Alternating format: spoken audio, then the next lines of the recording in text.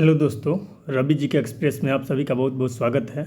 दोस्तों, आज के इस वीडियो के माध्यम से हम लोग देखने वाले हैं कक्षा 6 का साइंस यानी क्लास 6 का जो साइंस है उसका चैप्टर नंबर 5 देखेंगे हम लोग, जिसका नाम है शरीर में गति। ठीक है, तो ये एनसीईआरटी जो बुक है तो उसी का ये चैप्टर नंबर 5 है और ये क्लास 6 का है। ठीक है, तो चलिए हम लोग देख लेते हैं। और आपको बता दें कि यदि इससे पहले का 4 चैप्टर है ऑलरेडी हम करा चुके हैं, तो वो लिस्ट में उपलब्ध है, तो जाकर वहाँ से आप लोग देख सकते हैं। अभी तक आपने नहीं दिखा है तो ठीक है।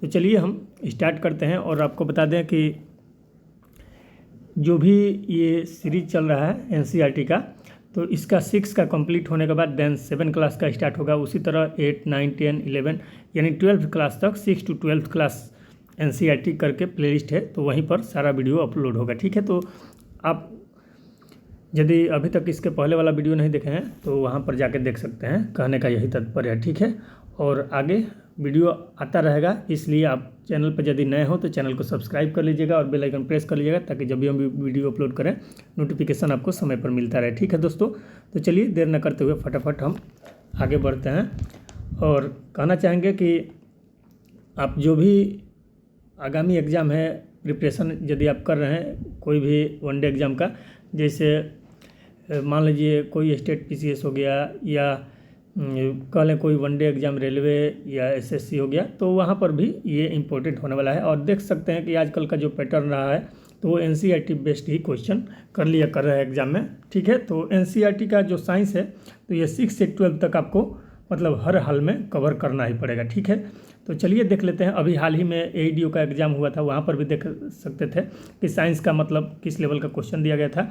और जो भी आपका आगामी एग्ज़ाम है या बीएसएस सीजीएल 10+2 का बात कर लिया जाए, या बीएसओ एसएसओ है, या मध्य निषेध दरोगा वगैरह है, तो सभी के लिए इम्पोर्टेंट होने वाला है। 72वीं बीपीएससी हो गया, तो वहाँ पर भी आपको यहाँ से बहुत प्रॉफिट होगा। ठीक है, तो चलिए वीडियो में बने रहिए और हम लोग चैप्टर को स्टार्ट करते हैं। ठीक है, तो देखिए ये चैप्टर का नाम दिया गया है यहाँ पर शरीर में गति। ठीक है, तो चलिए यानी बॉडी मोशन चैप्टर का नाम है। ठीक है, तो चलिए देख लेते हैं हम लोग, इसको थोड़ा ऊपर कर लेते हैं। देखिए यानी जनरली बात किया जाए तो इस चैप्टर में हमको पढ़ना क्या है भाई, तो यानी मान लीजिए हमारा जो शरीर है, ह्यूमन बॉडी जो है, वो किस किस प्रकार का गति करता है, तो इसी के बारे में जानकारी लेना है। और साथ ही साथ अन्य जीव जो भी जीव जंतु हैं उनमें किस प्रकार की गति होती है, और गति होती है आखिर तो कैसे होती है, यानी एक जगह से दूसरे जगह तक वो कैसे पहुंच पाते हैं।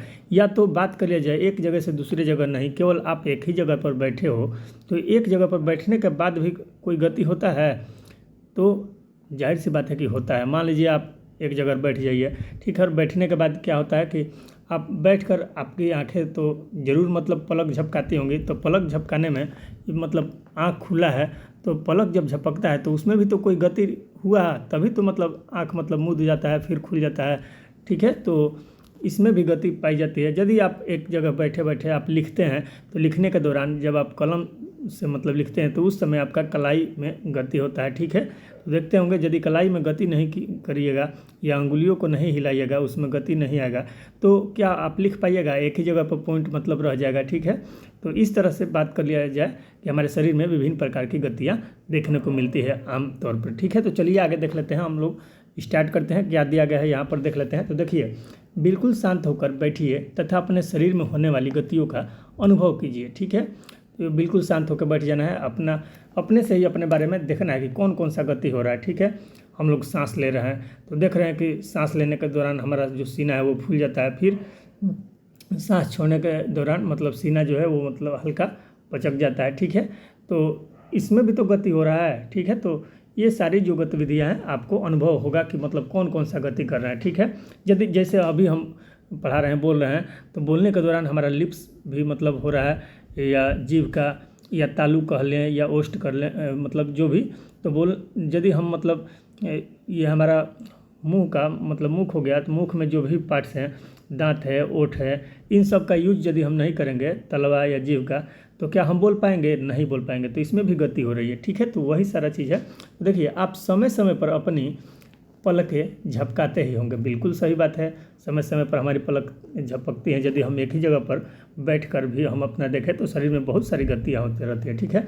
श्वास लेते समय अपने शरीर में होने वाली गतियों को प्रेक्षण कीजिए। अभी जैसा हमने बताया कि ठीक है, जैसे सांस लीजिएगा, इसे अंदर लीजिए सांस, देखिए सीना फूलेगा, फिर छोड़िए सांस, तो क्या होगा, सीना मतलब पचकेगा, ठीक है।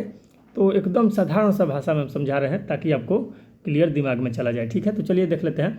हमारे शरीर में स्वतः ही यानी अपने आप ही अनेक गतियाँ निरंतर होती रहती हैं। निरंतर यानी लगातार यानी कंटिन्यू होते रहती है, बहुत प्रकार का मोशन, ठीक है।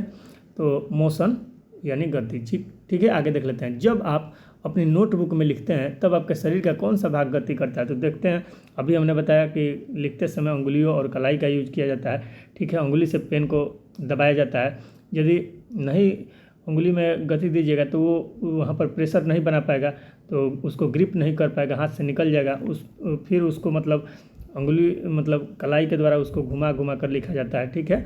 तो वो चीज़ यहाँ पर दिया गया है।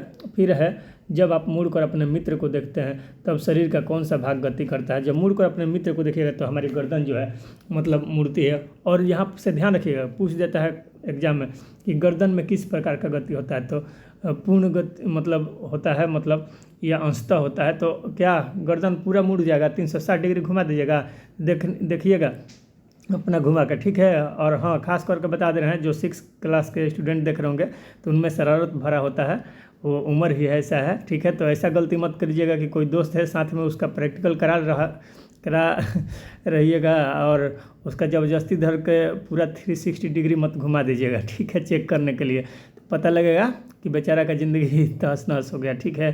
तो ऐसा गलती कभी नहीं करना है। तो यानी गर्दन हमारा घूमता है लेकिन अंशतः घूमता है, ठीक है। दाएँ बाएँ घुमा सकते हैं, हल्का फुल्का ऊपर नीचे भी घुमा सकते हैं। तो कहने का मतलब कि पूरी तरह नहीं घूम पाता है, ठीक है। तो आगे देख लेते हैं। उपयुक्त सभी उदाहरणों में आपके उसी स्थान पर रहते हुए भी आपके शरीर में कोई ना कोई भाग गति करता है, ठीक है। तो बिल्कुल सही बात है कि एक ही जगह पर यदि हम रहते हैं यानी कहीं आगे पीछे मतलब चल कर नहीं जाते हैं तो एक ही स्थान पर रहते हुए भी हमारे शरीर में अनेकों प्रकार की गतियाँ होते रहती हैं, ठीक है। चलिए आगे देख लेते हैं। नेक्स्ट क्या है, आप एक स्थान से दूसरे स्थान पर जाते हैं।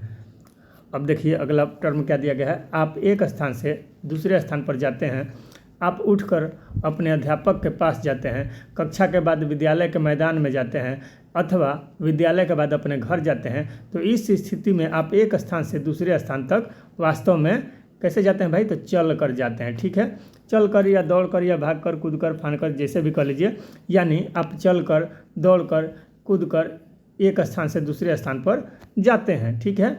अब हम लोग हैं आदमी, तो आदमी रेंग कर नहीं ना जाएगा, ठीक है। तो इसी तरह कोई चल कर जाता है, कोई कूद कर जाता है, जिससे मेढक है तो छपाक छपाक छलांग लगाता है, कूदता है, ठीक है। और जैसे सांप वगैरह हो गया, तो सांप वगैरह हो गया भाई रेंग कर जाता है, वो चल कर नहीं जाता है। यानी एक दूसरे जगह से दूसरे जगह कैसे जाता है सांप? तो रेंग कर जाता है, ठीक है। उसी तरह पक्षी वगैरह का बात कर लिया जाए तो पक्षी दौड़ कर भी जाते हैं, यानी पैर है उसमें मतलब चल कर भी जाएगा, ठीक है, या तो पंख है उसमें उड़ कर भी जाएगा, ठीक है। कीट पतंग का बात कर लिया जाए तो कीट में पतंग भी कीट पतंग जो होते हैं कीड़ा मकोड़ा, उसमें पंख भी होता है, किसी किसी में पैर भी रहता है, किसी किसी में पैर और पंख दोनों नहीं रहता है, तो यानी वो रेंग कर जाते हैं, ठीक है।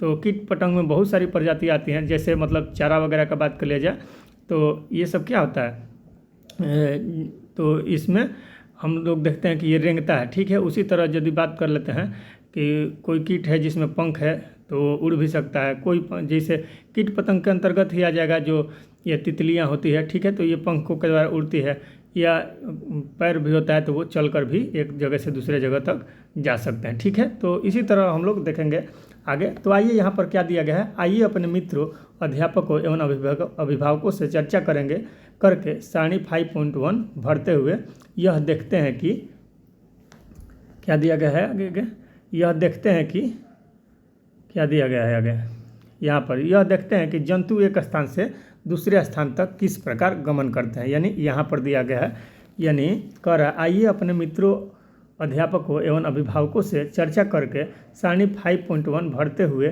यह देखते हैं कि जंतु जो होते हैं ये एक स्थान से दूसरे स्थान तक किस प्रकार गमन करते हैं। और यहाँ पर 5.1 मतलब सारणी दिया गया है जो कि ऊपर में है, तो इसको स्लाइड करके हम देखेंगे। उससे पहले ये लड़का है जो है दिख रहा है यहाँ पर बूझो है, ठीक है। तो बूझो भाई क्या कहता है, बूझो पौधों की गति को लेकर आश्चर्यचकित है, यानी वो अचंभा में पड़ा हुआ है भाई, पौधों में आखिर गति होता है कि नहीं होता है, और यदि होता है तो किस प्रकार का गति होता है। तो इसी के बारे में सोच कर वो बिल्कुल मतलब उसका दिमाग का दही हुआ है, ठीक है। तो आइए क्या कहता है भाई बूझो सोचता है कि पौधों की गति को लेकर आश्चर्यचकित है बूझो, ठीक है। बूझो देखते हैं कि सर पे हाथ रखा हुआ है, ये बूझो है और ये सर पे हाथ रख के सोच में असमंजस में पड़ा हुआ है कि पौधों की गति को लेकर ये आश्चर्यचकित है। वह जानना चाहता है कि पौधे एक स्थान से दूसरे स्थान तक गति नहीं करते हैं, ठीक है, परंतु क्या वे किसी दूसरे प्रकार की गति को प्रदर्शित करते हैं। तो बिल्कुल करता है। इससे पहले की कक्षाओं में आपने ज़रूर पढ़ा होगा कि पौधे भी जो होते हैं गति करते हैं, ठीक है। और गति करते हैं तो क्या एक जगह से दूसरी जगह चल जाते हैं, तो नहीं जाते हैं। तब भाई वो किस प्रकार की गति करते हैं, तो क्या उनका पैर है, क्या उनकी आंखें हैं, तो ये सारा चीज़ तो नहीं है। तो वो गति कैसे करते हैं, ना तो वो पलक झपकाते होंगे, ना वो लिखते होंगे, ना वो एक जगह से दूसरे जगह चल के जाते होंगे। तो भाई ये कैसे गति करते हैं, तो गति करते हैं उनकी जो लंबाई होती है उसमें तो वृद्धि होती है, ठीक है। उनका टहनियाँ वगैरह निकलता है, शाखा वगैरह निकलता है, जो कली होता है वो पुष्प बन जाता है, ठीक है। तो उसमें भी तो गति होता है, तभी तो वो बड़ा हो पाता है। नहीं गति होगा, मोशन नहीं होगा, तो क्या वो बड़ा हो पाएगा, ठीक है। यानी कहने का तात्पर्य यह है जितने भी सारे सजीव होते हैं, सजीव और निर्जीव के बारे में तो समझ रहे होंगे, तो जितने भी सारे सजीव हैं वो गति करते हैं, कहने का तात्पर्य यही है। तो पौधे भी गति करते हैं लेकिन एक जगह से चल के दूसरे जगह नहीं जा पाते हैं, लेकिन उनके लंबाई में ये शाखा वगैरह में मतलब देखते हैं कि बढ़ोतरी होते रहता है, दिन पर दिन वो बढ़ते रहते हैं, यानी वृद्धि होते रहता है। तो इस प्रकार का वो गति करते हैं, ठीक है। तो चलिए आगे देख लेते हैं क्या दिया गया है। यहाँ पर दिया गया है 5.1 को भरते हुए यह देखते हैं कि जंतु एक जगह से चलकर दूसरे जगह कैसे जाते हैं। तो देखिए 5.1 सारणी अब देख लेते हैं हम लोग, जो तालिका दिया गया है यहाँ पर।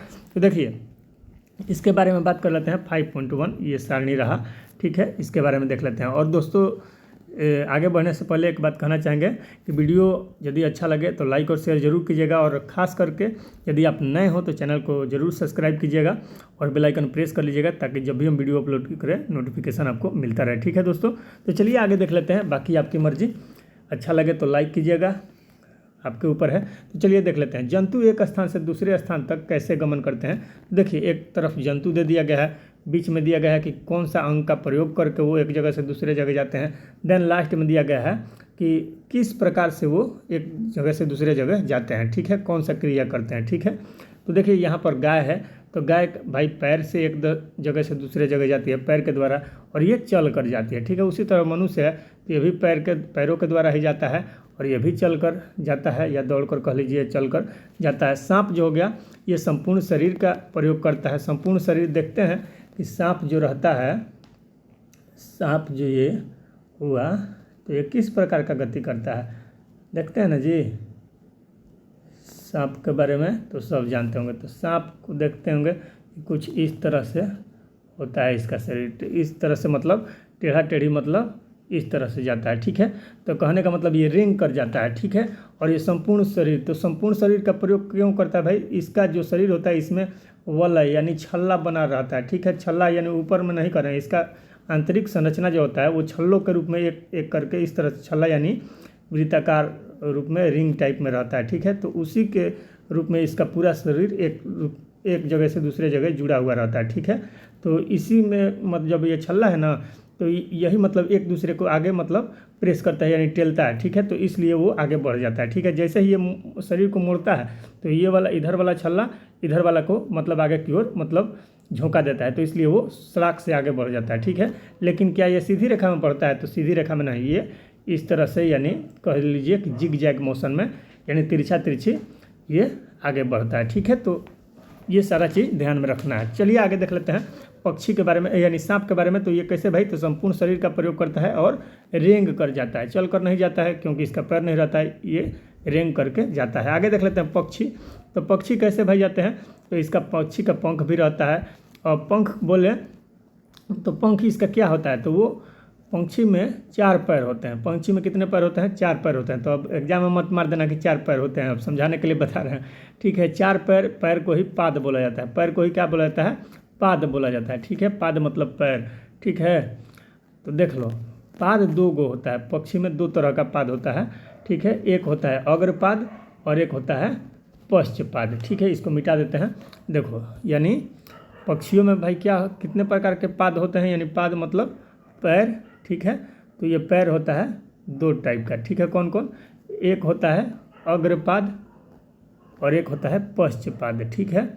तो अग्र मतलब अगला पैर, ठीक है, अगला पैर। तो अगला पैर से ही क्या होता है, उसमें ऐसा संरचना हो जाता है कि वो आगे चलकर धीरे धीरे पंख बन जाता है, ठीक है। और पछला पद जो रहता है, पैर जो रहता है, ये बिल्कुल पैर जैसा रहता है, ठीक है। तो ध्यान रखिएगा। तो अग्रपाद के द्वारा पक्षी उड़ते हैं। कभी कभी आपको पंख नहीं मिलेगा, दे देगा ऑप्शन में कि पक्षियाँ किसका प्रयोग करके उड़ते हैं भाई, उड़ने में सक्षम होते हैं, तो उसमें रहेगा पश्चपाद, अग्रपाद यानी अगला पैर, पिछला पैर, इस तरह से। तो मतलब आपको क्या करना है? अग्रपाद। तो अग्रपाद ही उसका पंख के रूप में रूपांतरित हो जाता है, ठीक है। तो चलिए देख लेते हैं यहाँ पर। तो पक्षी जो होते हैं भाई कि कौन सा अंग प्रयोग करते हैं? तो पंख का यानी अग्रपाद का और पिछले पैर का। तो पिछला जो पैर रहता है उससे चल कर भी जाते हैं और ये पंखों के द्वारा यानी अग्रपाद के द्वारा उड़ कर भी जाते हैं, ठीक है। उसी तरह कीट पतंग जो हो गया, ये यानी कीड़ा मकोड़ा जो, तो ये भाई कैसे जाता है भाई? तो ये सब उड़ के भी जाते हैं, ठीक है। और कोई कोई जो हो गया कि कीट पतंग कि ये चल कर भी जाता है, ठीक है। तो या कोई कोई रेंग कर भी जाता है, ठीक है, जैसा कि अभी हमने बताया था, ठीक है।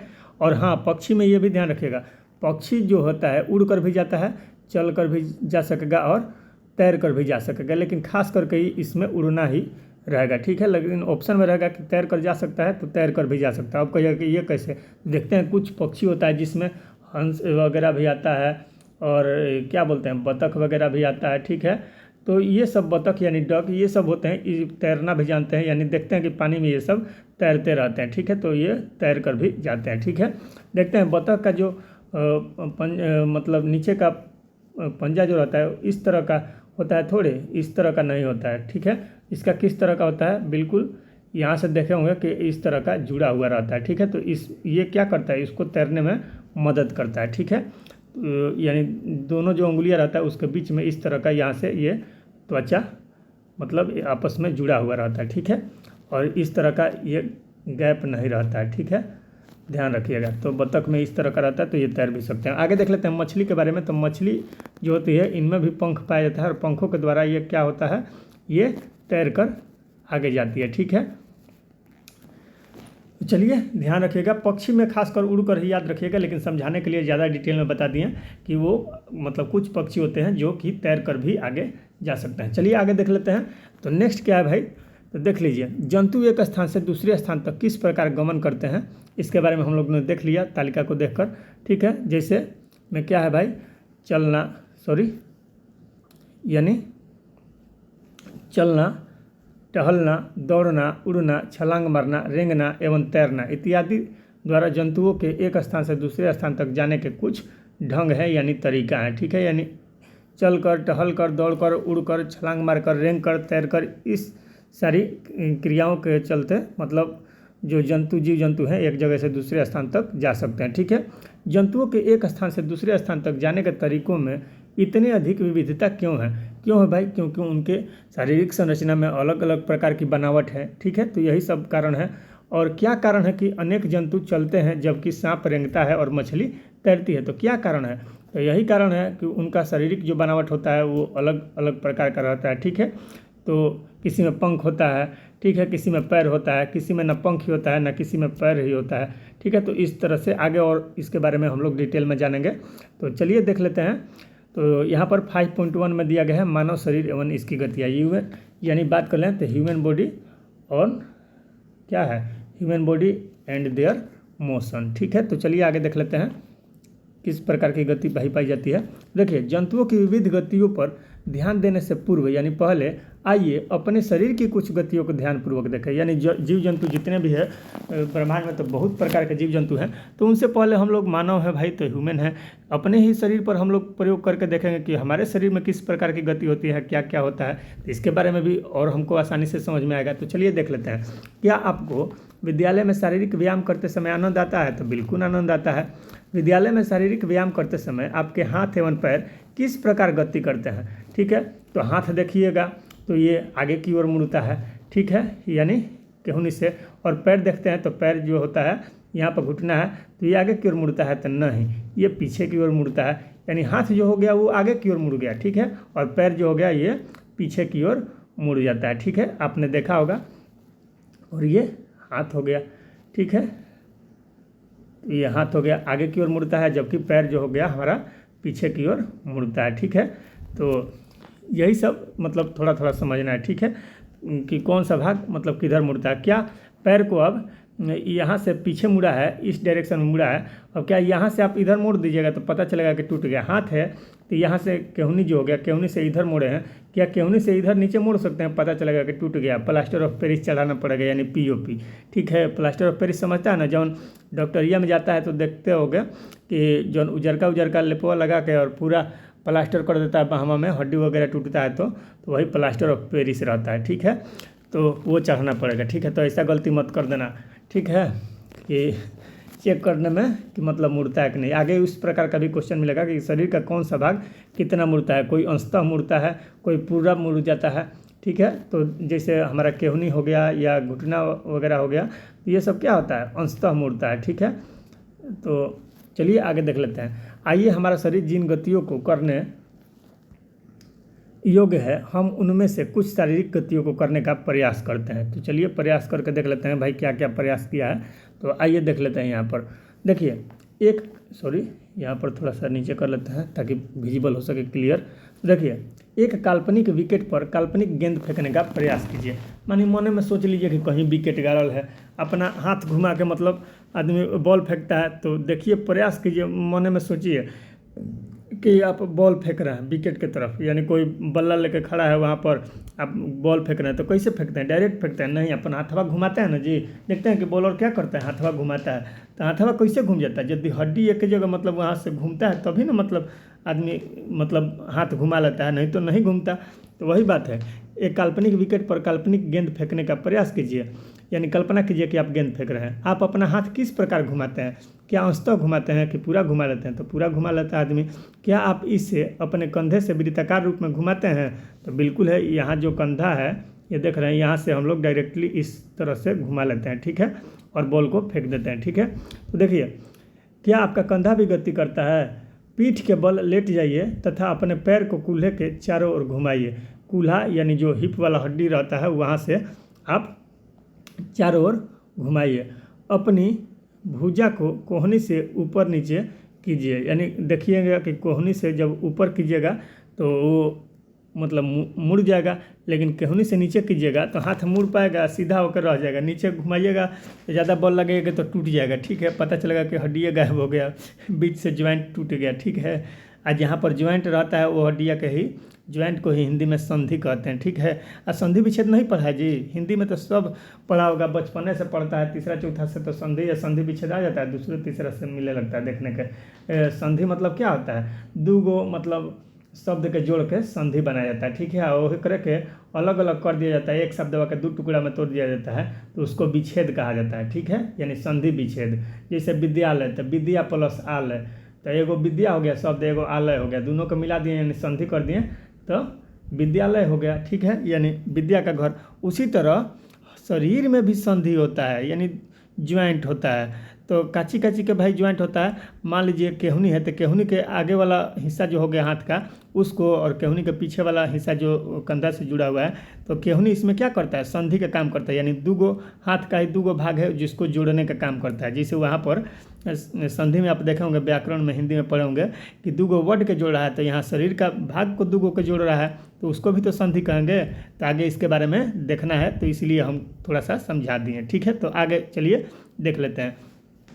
अपनी भुजा को केहनी से ऊपर नीचे कीजिए तो क्या होगा, ऊपर तो चला जाएगा लेकिन नीचे नहीं जाएगा। ठीक है, इसी प्रकार पैरों को घुटने से मोड़िए, तो घुटना से मोड़िएगा तो पैर पीछे की तरफ मुड़ जाएगा लेकिन आगे की ओर नहीं मुड़ेगा, आगे की ओर मुड़िएगा तो टूट जाएगा। ठीक है, अपने हाथ को अपने पार्श्व में सीधा तानिए, पार्श्व यानी अपने साइड में सीधा तानिए।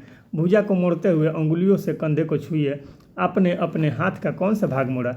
हाथों को सीधा तानकर नीचे की ओर झुकने का प्रयास कीजिए। क्या आप ऐसा कर पाते हैं? तो ये सारी क्रियाओं करने में कोई कोई हो पाएगा, कोई कोई नहीं हो पाएगा। ठीक है, करके देख लीजिएगा। तो चलिए आगे देख लेते हैं। अपने शरीर के विभिन्न हिस्सों से गति करने का प्रयास कीजिए एवं प्रेक्षणों को सारणी 5.2 में नोट कीजिए। जो 5.2 यहाँ पर दिया गया है इसमें नोट करना है कि क्या क्या हुआ और कौन कौन घूमा और कौन कौन नहीं घूमा, इसके बारे में देखेंगे। क्या कारण है कि अब हम अपने शरीर के कुछ अंगों को स्वतंत्र रूप से किसी भी दिशा में घुमा सकते हैं, लेकिन कुछ जो होता है उसको मतलब अंशतः ही घुमा सकते हैं, यानी पूरी रूप से नहीं घुमा सकते हैं। ठीक है, और किसी किसी में घूमता ही नहीं है। ठीक है, तो इसके बारे में लिखना है यहाँ पर। उससे पहले हम लोग यहाँ पर देख लेते हैं क्या दिया गया है कि यानी मतलब कुछ अंगों को स्वतंत्र रूप से पूरी तरह से घुमा सकते हैं, जबकि कुछ जो अंग होते हैं उनको केवल एक ही दिशा में घुमा सकते हैं। जैसे केहनी हो गया और घुटना हो गया पैरों का, तो पैरों का घुटना पीछे की ओर मुड़ जाता है, हाथ का जो केहनी हो गया वो आगे की ओर मुड़ता है। ठीक है, लेकिन विपरीत दिशा में नहीं मुड़ पाता है। ठीक है, तो ये अंशतः घूमता है। हम अपने शरीर के कुछ भागों को घुमाने में असमर्थ क्यों रहते हैं? क्या कारण है? तो यानी वहाँ पर उस तरह का ज्वाइंट होता है, उस प्रकार का संधि होता है। ठीक है, कहने का मतलब किसी में एक तरफा मतलब ज्वाइंट होता है, किसी में मतलब संपूर्ण ज्वाइंट हो जाए उस प्रकार का मतलब ज्वाइंट रहता है, संधि रहता है, यानी वहाँ पर हड्डी उस प्रकार का रहता है। और जो चारों तरफ घूम जाता है उसी को क्या कहते हैं? कुंदक खलिका संधि कहते हैं। ठीक है, यानी सॉकेट ज्वाइंट कहते हैं। ठीक है, उसमें एक डूबी के आकार का रहता है, डूबी के आकार का जो रहता है इसी में एक गेंद रहता है। ठीक है, गेंद के जैसा रहता है और नीचे से सॉकेट इस तरह का लगा हुआ रहता है। ठीक है, ये कहाँ पर रहता है? हमारा कंधा जो हो गया वहाँ पर का ये हड्डी है। ठीक है, इसको कुंदक खलिका हड्डी या संधि बोलते हैं। ठीक है, तो इसके सहारे पूर्ण रूप से घूम जाता है। ठीक है, और इसी प्रकार का हमारे जंघा के ऊपर और कमर के नीचे यानी जहाँ पर श्रोणी होता है यानी हिप वाला हड्डी जो रहता है वहाँ पर भी हम लोग को देखने को मिलता है। ठीक है, हिप वाले हड्डी के बगल में नीचे। ठीक है, तो वहाँ पर भी रहता है यानी दोनों जंघा के ऊपर। ठीक है, तो चलिए आगे देख लेते हैं भाई। तो देखिए क्रियाकलाप 1 में दिया गया है एक पैमाने को, पैमाना यानी स्केल, स्केल को ही जो स्केल देखे हैं ना जौना से लाइन खींचते हैं आप। ठीक है, इंस्ट्रूमेंट बॉक्स में रहता है। ठीक है, इंस्ट्रूमेंट मतलब क्या होता है? यंत्र, बॉक्स मतलब बक्सा। ठीक है, यानी यंत्र वाला बक्सा को इंस्ट्रूमेंट बोलते हैं। ठीक है, कितना तो इंस्ट्रूमेंट कहता है, इंस्ट्रूमेंट बॉक्स, इंस्ट्रूमेंट बॉक्स ना होता है इंस्ट्रूमेंट। इंस्ट्रूमेंट मतलब क्या होता है? यंत्र। ठीक है, इक्विपमेंट मतलब होता है उपकरण, टूल्स मतलब होता है औजार। तो ये सब चीज़ें ध्यान में रहना चाहिए। ठीक है, चलिए आगे देख लेते हैं। तो एक पैमाना यानी स्केल को अपने हाथ पर, चित्र जो 5.1 में दिया गया है, ये नीचे ये लड़का का चित्र है, यही 5.1 चित्र है। तो इसमें दर्शाई गई स्थिति में रखिए जिससे आपको कोहनी जो है यानी आपका जो कोहनी है वो स्केल के मध्य में रहे, यानी स्केल जो हो गया इसके बीचों बीच में केहनी आना चाहिए, उसी तरह रखना है। अपने मित्र से पैमाने यानी स्केल तथा हाथ को एक साथ बांधने के लिए कहिए। ठीक है, स्केल पर अपना मित्र से कहिए कि हाथ को बांध दो, जबकि देखना है कि स्केल के बीचों बीच में केहनी आना चाहिए। अब अपनी केहनी को मोड़ने का प्रयास कीजिए। क्या आप इसे मोड़ पाइएगा? तो बिल्कुल नहीं मोड़ पाइएगा, कैसे कि बीच में ही ज्वाइंट है और ज्वाइंट भी खाली रहेगा तब ना मुड़ेगा। ज्वाइंटे पर मतलब दोनों ओर बांध दिया है तो कहाँ से मुड़ेगा। ठीक है, जैसा आप फिगर देखिएगा तो आपको क्लियर हो जाएगा। ठीक है, अब देखिए ये पूरा स्केल हो गया कि यहाँ पर बांध दिया कि यहाँ पर बांध दिया, जबकि यहाँ पर हाथ का हड्डी का ज्वाइंट है। ठीक है, तो ये तो सीधा स्केल हो गया, तो इस पर मुड़ पाएगा? नहीं मुड़ पाएगा भाई, ये गांठ खोलकर ये स्केल हटाना पड़ेगा तब यहाँ से ये ऐसे मुड़ेगा। ठीक है, नहीं तो पता चलेगा कि सीधा ही रहेगा। ठीक है, यहाँ से तो डायरेक्टली यहाँ से मुड़ जाएगा। ठीक है, सीधे इसे उठा सकता है, लेकिन बीच से यहाँ से इसे नहीं मोड़ सकता। क्यों? मुड़ेगा तो स्केल जो है यहाँ से टूट जाएगा, यानी स्केल टूटा रहेगा यहाँ पर तब मुड़ पाएगा, नहीं तो सीधा ही रहेगा। ठीक है, तो वही बात है कि हम लोग नहीं मोड़ पाएंगे। ठीक है, ऐसा करके। तो यहाँ पर चित्र 5.1 है। क्या अब आप अपनी भुजा मोड़ पाते हैं? तो बिल्कुल नहीं मोड़ पाइएगा। चलिए आगे देख लेते हैं। कुछ यहाँ पर दिया गया है तालिका में 5.2 में हमारे शरीर में गतियाँ। ठीक है, यानी कौन सा गतियाँ होती हैं कौन कौन सा भाग में। तो चलिए देख लेते हैं भाई। देखिए इधर शरीर का भाग दिया गया है, शरीर का भाग दिया गया है यहाँ पर। ठीक है, यहाँ पर शरीर का भाग है, फिर कौन मतलब ये पूर्णतः घूमता है कि नहीं घूमता है, कौन अंशतः घूमता है, कौन झुकता है उठता है और कौन बिल्कुल गति नहीं करता है, तो इसके बारे में देख लेना है। देखिए गर्दन जो है भाई ये पूर्ण रूप से नहीं घूमता है, यानी अंशतः ये मतलब घूम जाता है। देखते हैं दाएँ बाएँ घुमा लेते हैं, ठीक है। तो वही बात है, कलाई जो है, कलाई हमारा पूर्णतः घूम जाता है, ठीक है। और अंगुलियाँ जो हैं, अंगुलियों को बात कर लिया जाए तो अंगुलियाँ भी अंशतः घूमती है, ठीक है। अब मान लीजिए मुट्ठी बांधने का प्रयास कीजिए तो मुट्ठी अंदर की तरफ तो मुड़ जाएगा, यानी अंगुली मुड़ जाएगा, और वही उंगलियों को बाहर की तरफ मोड़ने का प्रयास कीजिए तो मुड़ेगा, पता चलेगा कि उंगली से आवाज़ आएगा। थोड़ा सा मतलब नहीं कहता है कि उंगली पड़का दो, तो यानी पड़क जाएगा, आवाज़ आएगा, ठीक है। एकदम नॉर्मल भाषा में समझिए, लेकिन ज़्यादा मोड़िएगा तो क्या होगा, वो मुड़ पाएगा नहीं, टूट जाएगा, हड्डी उंगली का टूट जाएगा, ठीक है। तो अंशतः ये भी मुड़ पाता है, पूरी तरह नहीं मुड़ पाता है। घुटना हो गया, अभी हम लोगों ने देखा घुटना भी अंशतः मुड़ पाता है। पूरी तरह से मोड़ने का प्रयास कीजिएगा तो हड्डी टूट जाएगा, क्योंकि घुटना एक तरफा मतलब मुड़ता है, ठीक है। यानी अंदर की तरफ घुटना जो हो गया पैर में रहता है, और केहनी जो रहता है एल्बो वो हाथ में रहता है। तो घुटना पैर वाला क्या पीछे की ओर मुड़ता है, आगे की ओर नहीं मुड़ पाएगा। एड़ी जो है ये एड़ी भी अंशतः मुड़ता है।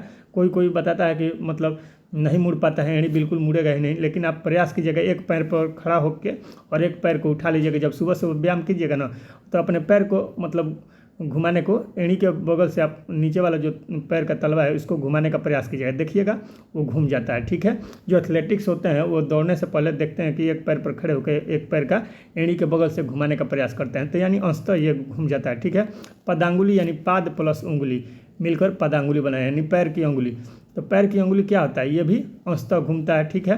पीठ जो होता है, तो पीठ में रीढ़ की हड्डी होती है, तो ये क्या होता है, देखते हैं कि रीढ़ की हड्डी के सहारे हम लोग जब कोई योगासन करते हैं तो पीछे की ओर मतलब चक्रासन वगैरह, तो उसमें हम लोग पीठ की तरफ से झुक जाते हैं, ठीक है, क्योंकि यहाँ पर रीढ़ की हड्डी होती है, ठीक है। और उठने में भी हमारा होता है सहायता इसमें। जो सिर हो गया, तो सिर में इसमें भी अंशतः भाई घूम सकता है, दाएँ बाएँ घुमा सकते हैं हम लोग सिर को अपना, ठीक है। लेकिन सिर के अंदर जो खोपड़ी में कपाल रहता है, तो कपाल जो रहता है वो नहीं घूम पाता। वो यदि रहता तो यहाँ पर बिल्कुल नहीं रहता। यदि कपाल जो रहता तो कपाल ये बिल्कुल नहीं होता, लेकिन सिर जो होता है वो अंशतः घूम सकता है, ठीक है। कोहनी का बात करें तो ये भी अंशतः होता है, ठीक है। और भुजा, तो भुजा भाई पूर्णतः घूम जाता है, ठीक है। तो चलिए आगे देख लेते हैं, आपने अच्छी तरह से समझ लिया होगा। तो चलिए हम लोग देख लेते हैं नेक्स्ट क्या दिया गया है। तो नेक्स्ट है, क्या आपने ध्यान दिया है कि हम शरीर के विभिन्न भागों को उसी स्थान से मोड़ अथवा घुमा पाते हैं जहाँ पर दो हिस्से एक दूसरे से जुड़े हों, ठीक है। यानी कहने का मतलब जहाँ पर कहाँ से हम लोग मोड़ सकते हैं, जहाँ पर एक हिस्सा दूसरे हिस्सा से जुड़ा हुआ हो वहीं से हम लोग मोड़ सकते हैं, ठीक है। जैसे उदाहरण के लिए केहूनी दिया है, कंधा दिया है अथवा गर्दन, ठीक है। तो जहाँ पर ज्वाइंट होगा यानी संधि होगा वहीं पर। तो क्या आप ऐसे कुछ अन्य भागों के नाम बता सकते हैं, इन स्थानों को ही संधि कहते हैं, ठीक है। जैसे केहूनी हो गया, या पैर का घुटना हो गया, कंधा हो गया, गर्दन हो गया, ठीक है, कलाई हो गया, ये सभी क्या है, यहाँ पर संधि है, ठीक है, यानी ज्वाइंट है, तभी तो हम घुमा सकते हैं। एक पूरा हड्डी सीधा रहेगा, मान लीजिए जांघ का हड्डी हो गया, तो बीच से ठेहुना के ऊपर और जांघ कमर के नीचे से उसको घुमाने का प्रयास कीजिएगा, जंघा के नीचे से, तो जांघ का हड्डी तोड़ना पड़ेगा, ठीक है। घूमेगा वो नहीं घूमेगा, ठेहुना से घूमेगा या तो जंघा के बगल से ही घूमेगा, ठीक है। पैर इसके बीच से घुमाने का प्रयास कीजिएगा तो घूमेगा नहीं घूमेगा, क्यों, क्योंकि वो एक सीधी हड्डी है, उसमें कहीं ज्वाइंट नहीं है, ठीक है। तो यही कारण है। और ऐसे प्रकार का जहाँ पर दो गो पार्ट्स एक में जुटता है उसी को क्या कहते हैं, संधि कहते हैं, यानी ज्वाइंट कहते हैं, ठीक है। इंग्लिश में इसको ज्वाइंट कहेंगे। यदि हमारे शरीर में कोई संधि नहीं होगा यानी ज्वाइंट नहीं होगा, तो आपके विचार में क्या हमारे लिए किसी भी प्रकार की गति करना संभव होगा, तो नहीं होगा भाई, बिल्कुल नहीं होगा। ज्वाइंट ही नहीं रहेगा तो गति कहाँ से होगा। वास्तव में इन संधियों को कौन सी वस्तु परस्पर बांधती है, यानी कौन सी वस्तु जो है इन संधियों को आपस में बांधता है। तो अपनी उंगली द्वारा अपने सिर, चेहरे, गर्दन, नाक, कान, कंधे के पीछे, हाथ, पैर, अंगुली एवं पाद अंगुली यानी पैरों की उंगली को दबाइए। यानी क्या करना है, अपना उंगली से जो जो ये पार्ट्स दिया गया है, सिर दिया गया है, चेहरा, गर्दन, नाक, कान, कंधा या जो भी हो अपना के शरीर का अंग, तो उनको दबाने का प्रयास कीजिए। क्या आपको आगे इसको बड़ा कर लेते हैं, तो ऊपर कर लेते हैं। अब ऐसा करने पर यानी दबाने पर क्या आपको ऐसा अनुभव हुआ कि आपकी उंगली किसी कठोर वस्तु को दबा रही है, तो बिल्कुल है। कोई मतलब ऐसा है कि कोई दब जाएगा हल्का सा, कोई है कि एकदम मतलब दबेगा नहीं, ठीक है। तो इस तरह से जैसे आप गाल पे दबाइएगा तो देखिए गाल का जो हिस्सा होता है वो थोड़ा सा दब जाएगा, ठीक है। लेकिन वही सर पे दबाइएगा, सिर पे, तो दबेगा नहीं, तो वहाँ पे हल्का कठोर मालूम होगा, ठीक है। तो वही चीज़ है, ठीक है। अब देखिए, तो ये कठोर संरचनाएं अस्थियाँ हैं, जहाँ पर मतलब कठोर लगा यानी दब नहीं रहा है, वो क्या है, अस्थि है यानी हड्डी है, ठीक है। अपने शरीर के अन्य भागों को अब पेट में दबाइएगा तो पेट में दब जाएगा, ठीक है, तो वहाँ पर हड्डी नहीं है, ठीक है। वही छाती पे दबाइएगा यानी चेस्ट पे, तो वहाँ पे देखिएगा हड्डी आपको दिखेगा, ठीक है। या नहीं आदमी कहता मार के पंजरी तोड़ देंगे, तो पंजरी वही अस्थि पंजर को कहा जाता है, ठीक है, यानी जो पसलियाँ रहती है, ठीक है, उसके बगल में, ठीक है। तो चलिए आगे देख लेते हैं। तो वहाँ पर भी हड्डी मौजूद रहता है, ठीक है। तो आगे देख लीजिए। तो अपने शरीर के अन्य भागों को इस प्रकार दोहराइए, यानी इसी प्रकार दोहराइए कि कौन कौन सा दबता है, कौन कौन नहीं। इतनी सारी हड्डियाँ, यानी देखिएगा कि बहुत सारी जगह पर आपको हड्डियाँ देखने को मिलेगा। जब अस्थियों, यानी अस्थि को ही हड्डी कहा जाता है, जब अस्थियों को नहीं मोड़ा जा सकता तब हम अपनी कोहनी को कैसे मोड़ लेते हैं, यानी हड्डी को मोड़ा ही नहीं जाता तब अपनी कोहनी को कैसे हम मोड़ लेते हैं, क्योंकि वहाँ पर ज्वाइंट है, ठीक है। और वो भी ज्वाइंट है तो उसका अलग प्रकार का स्ट्रक्चर है, अलग प्रकार का बनावट है, ठीक है। कोई कोई ऐसा बनावट रहता है कि पूरी दिशा में यानी संपूर्ण मात्रा में वो घूम जाएगा, कोई कोई है कि केवल एक ही तरफ में घूमेगा। जैसे आप देखते होंगे खिड़की या दरवाज़ा रहता है, तो कोई कोई दरवाज़ा रहता है अंदर की ओर खुलता है, कोई कोई दरवाज़ा या खिड़की रहता है कि केवल बाहर की ओर खुलता है लेकिन अंदर की ओर नहीं खुलेगा। तो वहाँ पर क्या रहता है, कब्जा रहता है। कब्जा देखेंगे ना, इस तरह का रहता है, ठीक है। यहाँ पर कांटी वगैरह रहता है, ठीक है, इस तरह का, ठीक है, कब्जा कांटी के द्वारा। और यहाँ पर इस तरह से ये आपस में जुड़ा रहता है। और इसी में क्या रहता है, ये दरवाज़ा रहता है खिड़की वगैरह का। और यहाँ पर ये जो हो गया, ये कब्जा लगा रहता है, ठीक है। तो इससे क्या होता है, एक ही तरफ मतलब ये खुलता है, ठीक है। दो ठो ये दरवाज़ा हो गया, या खिड़की के दरवाज़ा कह लीजिए या मेन डोर का दरवाज़ा कह लीजिए, ठीक है। तो इसको कब्जा के द्वारा मतलब यहाँ पर ये होता है, ठीक है। तो इसीलिए मतलब ये क्या होता है, एक ही तरफ खुल पाता है। उसी प्रकार केहूनी हो गया या घुटना हो गया, वहाँ पर भी यही वाला ज्वाइंट रहता है, यानी कब्जा वाला है। कब्जा को हिंज बोलते हैं हम लोग, इंग्लिश में क्या बोलते हैं, हिंज बोलते हैं। इसीलिए केहूनी और जो घुटना में पाया जाता है उसको हिंज ज्वाइंट बोला जाता है, ठीक है। तो ये भी ध्यान रखिएगा।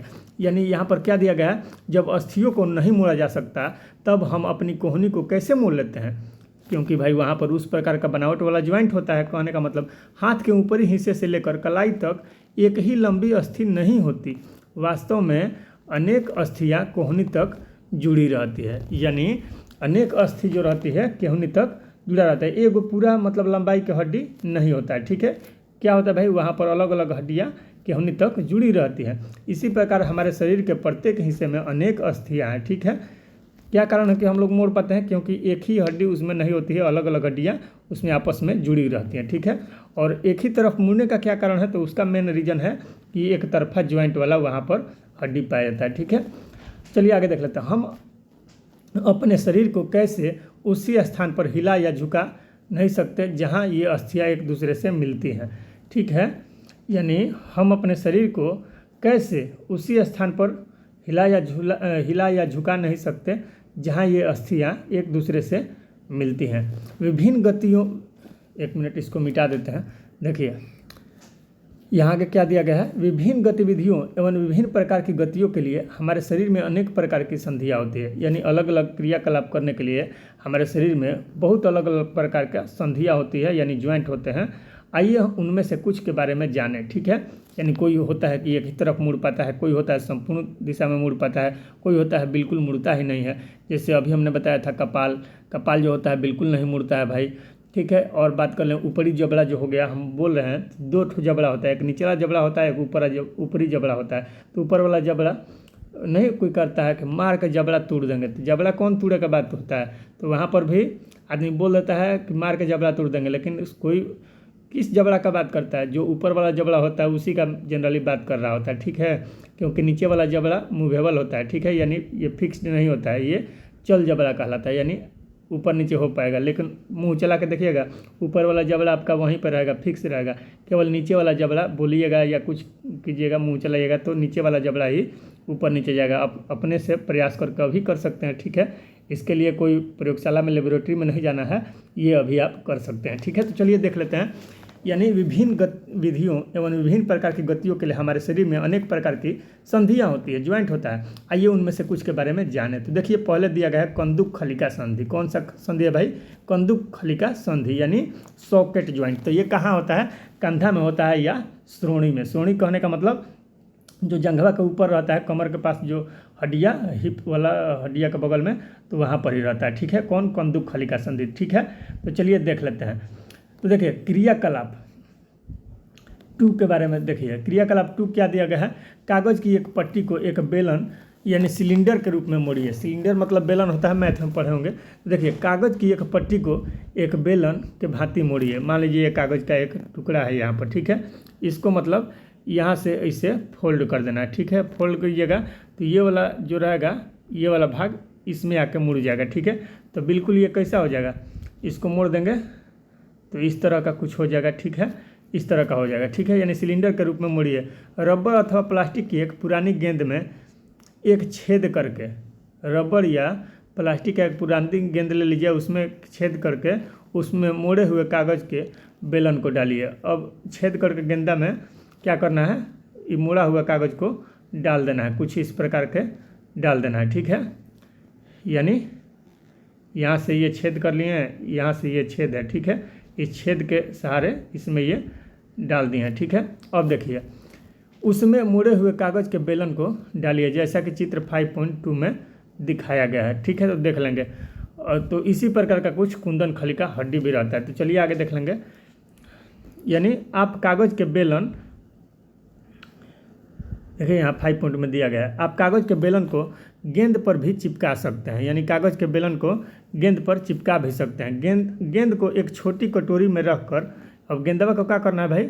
देख सकते हैं ये मतलब इस पर चिपकाया गया है, ये कागज़ का जो बेलन है चिपका दिया गया है। ये कटोरी जो था, ये बॉल जो था इस पर, और बॉल को क्या रख दिया है? ये कटोरी जो है कटोरी में डाल दिया गया है। ठीक है, तो इसी प्रकार का कंदुक खलिका संधि का स्ट्रक्चर भी होता है। ठीक है, ये कंधा के पास में रहता है, जो कंधा रहता है या नीचे वाला जंघा जहाँ से जुड़ा रहता है वहाँ पर रहता है। ठीक है, कमर के पास में ये भी दोनों पैरों में हड्डी रहता है। ठीक है, तो इसी के सहारे हम आगे पीछे चल पाते हैं। ठीक है, ये पूरी दिशा में घूम सकता है। ठीक है, संपूर्ण। चलिए तो देख लेते हैं। तो गेंद पर चिपका भी सकते हैं। गेंद को एक छोटी कटोरी में रखकर चारों ओर घुमाने का प्रयास कीजिए। देखिए ये कटोरी में तो गेंद मतलब चारों तरफ घूम जाएगा। ठीक है, और यहाँ पर ये सॉकेट लगा हुआ है, यानी सॉकेट लगा हुआ है, यही नीचे का हाथ हो गया या नीचे का जंघा का नीचे का पार्ट्स हो गया ये। ठीक है, और ये ज्वाइंट हो गया। ठीक है, तो यहाँ पर देख सकते हैं इस कटोरी में मतलब ये गेंद बिल्कुल इधर भी घूम जाएगा, इधर भी घूम जाएगा, मतलब चारों दिशा में रोटेट एक तरह से कर सकता है। ठीक है, तो वही बात है, क्या गेंद कटोरी में स्वतंत्र रूप से घूमती है? तो बिल्कुल। क्या कागज़ का बेलन भी घूमता है? तो देख सकते हैं आप ऐसा करके, तो बेलन तो नहीं घूमेगा, लेकिन जिस तरफ बॉल घूमेगा उस तरफ मतलब ये भी घूमेगा। ठीक है, तो कहने का मतलब पूरी तरफ से मतलब बॉल से स्वतंत्र होकर नहीं घूमेगा, लेकिन बॉल के सहारे घूमेगा। ठीक है, जिधर जिधर बॉल घूमेगा उधर उधर ही ये भी घूमेगा। ठीक है, तो इस तरह से ज्वाइंट रहता है। तो चलिए आगे देख लेते हैं। अब कल्पना कीजिए कि कागज़ का बेलन, यानी कागज़ का जो बेलन है आपका हाथ है। ठीक है, गेंद इसका एक सिरा है, कटोरी कंधे के उस भाग के समान है जिससे आपका हाथ जुड़ा हुआ है। एक अस्थि का गेंद वाला गोल हिस्सा दूसरी अस्थि की कटोरी रूपी गुहिका में धंसा हुआ है। 5.3 जो ये दिया गया फिगर। ठीक है, तो इस प्रकार की संधि सभी दिशाओं में गति प्रदान करती है। क्या आप इन गतियों में उपरोक्त प्रकार की संधि का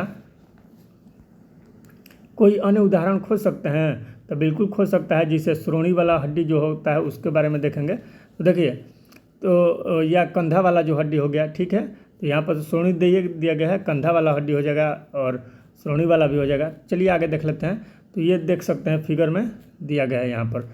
ठीक है, देखिए कंदुक खलिका संधि यहाँ पर भी है, अभी अपने कंधा वाला हड्डी में भी देखा, ये कंधा वाला ही हड्डी हो गया। ठीक है, अभी हमने फिगर में देखा ना जी, यहाँ पर देखिए ये कंधा वाला हड्डी हो गया। ठीक है, और ये आप देख सकते हैं। ठीक है, तो चलिए देख लीजिए, यहाँ पर ये श्रोणी वाला है। ठीक है, यानी जांघ के बगल में जो रहता है। देखिए, तो कंदुक खलिका संधि हो गया ये, यहाँ पर देख सकते हैं कंदुक खलिका संधि यानी ज्वाइंट है, यानी सॉकेट ज्वाइंट इसको बोलते हैं, और ये जांघ की हड्डी हो गया। ठीक है, और ये क्या हो गया, श्रोणीय अस्थि हो गया। ठीक है, श्रोणीय अस्थि यानी जहाँ से हम लोग बैठते हैं। ठीक है, बैठ जी यानी जो हमारा हिप होता है तो वहाँ पर ये हड्डी होता है। ठीक है, इसी के सहारे हम लोग बैठते हैं। ठीक है, तो इसी पर मांस रहता है तो हमको दिक्कत नहीं होता है बैठने में। ठीक है, चलिए आगे देख लेते हैं। कोई अन्य उदाहरण खोज सकते हैं? तो अभी हमने बताया कंधा वाला हड्डी भी हो जाएगा, वहाँ पर भी रहता है यही सॉकेट ज्वाइंट। ठीक है, यानी कंदुकलिका संधि। इस अनुभाग के प्रारंभ में शरीर के विभिन्न भागों को हमारे द्वारा दी गई गतियों का स्मरण कीजिए, यानी उसको याद करिए, ध्यान कर लीजिए।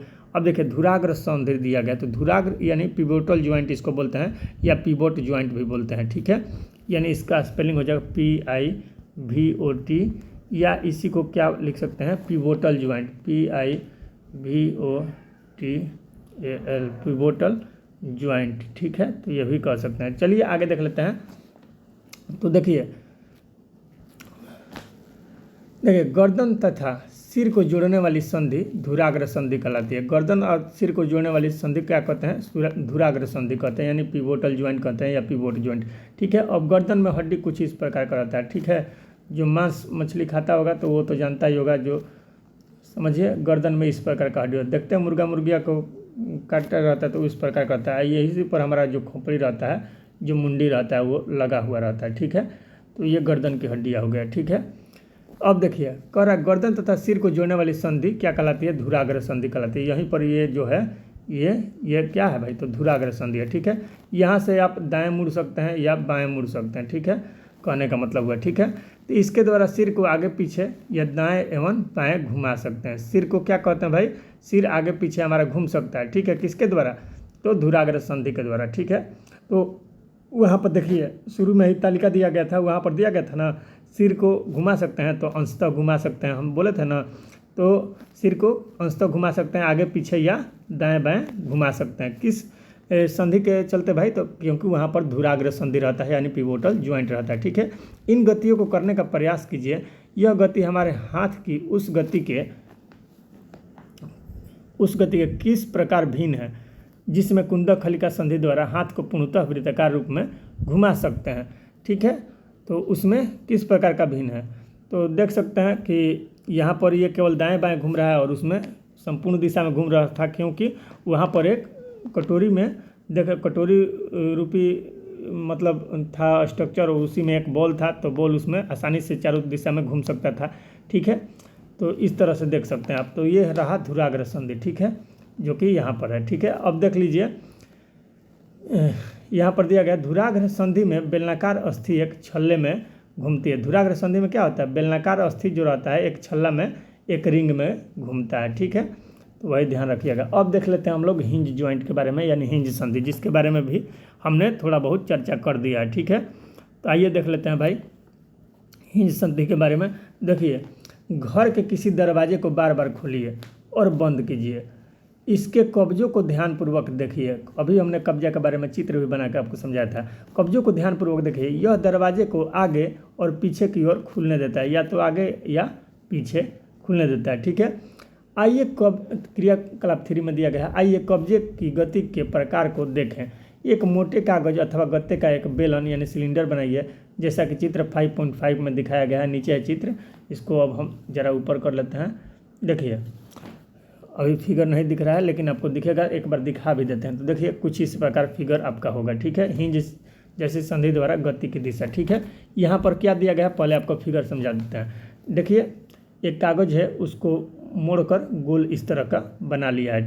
ठीक है, कागज़ को फोल्ड कर लिया गया है, और नीचे क्या किया गया, इसी तरह का कागज़ है, इसको मतलब आधा, इसको मतलब आधा पर से मतलब बीच से ऐसे काट दिया गया। तो बीच से काटने के बाद ये पूरा मतलब कुछ इस तरह का आपका दिखेगा। ठीक है, बीच से काटने के बाद। ठीक है, एक मिनट यहाँ पे बनाते हैं। ठीक है, यानी इस तरह का आपका दिखेगा। ठीक है, यानी खोखला रहेगा। ठीक है, और इसी खोखला वाला भाग में ये वाला जो पार्ट से इसको इसमें डाल देंगे। ठीक है, इसमें डाल देंगे। ठीक है, अब डालने के बाद इसमें क्या करना है, 2 ठो यहाँ पर पेंसिल रख देना है, पेंसिल को चुभा देना है। ठीक है, एक इस तरह एक इस तरह। अब देखें ये तो खोखला भाग था, इसमें यहाँ पर ये पेंसिल आएगा तो यहाँ पर ही आकर रुक जाएगा, ये वाला पेंसिल यहाँ पर रुक जाएगा। ठीक है, तो इसको मतलब इस तरह से मतलब करना है। ठीक है, या तो ये जो भाग हो गया ये पेंसिल वाला यहाँ पर आएगा, तो ये वाला भाग भी यहाँ तक आ जाएगा, ठीक है। और इधर ये वाला भाग जो जाएगा इधर, तो ये वाला भाग भी इधर आ जाएगा, ठीक है। यानी अब बिल्कुल इसके इधर नहीं जा सकता है, ठीक है। कहने का मतलब वही है, ये वाला पार्ट्स जो है यहीं तक आ सकता है, यहाँ से नीचे थोड़े जाएगा, क्योंकि यहाँ पर ये नीचे में एक लगा हुआ है पीला वाला जो देख रहे हैं, ठीक है। उसको मतलब जो सिलेंडर टाइप में है उसी को काट कर मतलब इसके नीचे भी रख दिया गया है, ठीक है। तो यहाँ तक रह जाएगा, और इधर वाला घुमाएंगे तो ये भी बिल्कुल यहाँ तक मतलब आएगा, इसके आगे नहीं ये जा पाएगा, ठीक है। यानी बिल्कुल एक दिशा में मतलब ये होगा, ठीक है, विपरीत दिशा में नहीं जा सकता। तो यही हिंज ज्वाइंट का मतलब एक फिगर रहा। तो इसके बारे में अब हम लोग देख लेते हैं, आप समझ गए होंगे। यानी एक ही तरफ खुल सकता है, तो वही कहने का मतलब है। तो कागज अथवा गत्ते का एक बेलन सिलेंडर बनाइए, जैसा कि चित्र 5.5 में दिखाया गया है। चित्र के अनुसार गत्ते अथवा कागज के बेलन के मध्य में छेद करके एक छोटी पेंसिल लगाइए। गत्ते का एक और टुकड़ा लेकर उसको इस प्रकार मोड़िए कि यह आधा बेलन बन जाए, ठीक है। जिसे आधा बेलन हम लोग बनाए थे, ठीक है, इस तरह से। और इसी में क्या करना है, पूरा मतलब जो बेलन था उसको मतलब इसी के अंदर डाल देना है। और एक पेंसिल हम लोग लगाए थे, ठीक है। अब ये जो पेंसिल रहा इसको या तो मतलब यहाँ तक हम ला सकते हैं, मतलब रोटेट करके, कहने का मतलब, या तो इसको यहाँ तक हम लोग ला सकते हैं। वही फिगर है मतलब जो दिखाया गया है, मतलब एक ही पेंसिल है लेकिन दो ठो दिखा दिया गया है, ठीक है। तो कहने का मतलब इसको रोटेट करके, या तो यहाँ पेंसिल है तो यहाँ से रोटेट करके यहाँ ला दिया गया इसी पेंसिल को, या तो यहाँ पेंसिल है तो इसको रोटेट करके यहाँ लाया गया है। मतलब इतना दूरी तक ही वो मतलब घूम सकता है। अब देखिए, जिस पर दूसरे बेलन को सरलता से घुमाया जा सके। आधे बेलन पर रखा पूर्ण बेलन, यानी आधा जो नीचे वाला है इस पर जो पूर्ण बेलन जो ऊपर वाला है पूर्ण रूप से है, ये कटा हुआ नहीं है, इसको रखा गया है, उसी के बारे में कर रहा है। आधे बेलन पर रखा हुआ पूर्ण बेलन कब्जे की भांति है, यानी वो कब्जा का काम करता है। पेंसिल लगे बेलन को चलाने का प्रयास कीजिए। यह किस प्रकार गति करता है, क्या वो पूरी तरह से घूम पाएगा, तो नहीं घूम पाएगा, यानी एक ही तरफ घूम पाएगा, ठीक है। यानी जितना सीमित है वहीं तक जा पाएगा।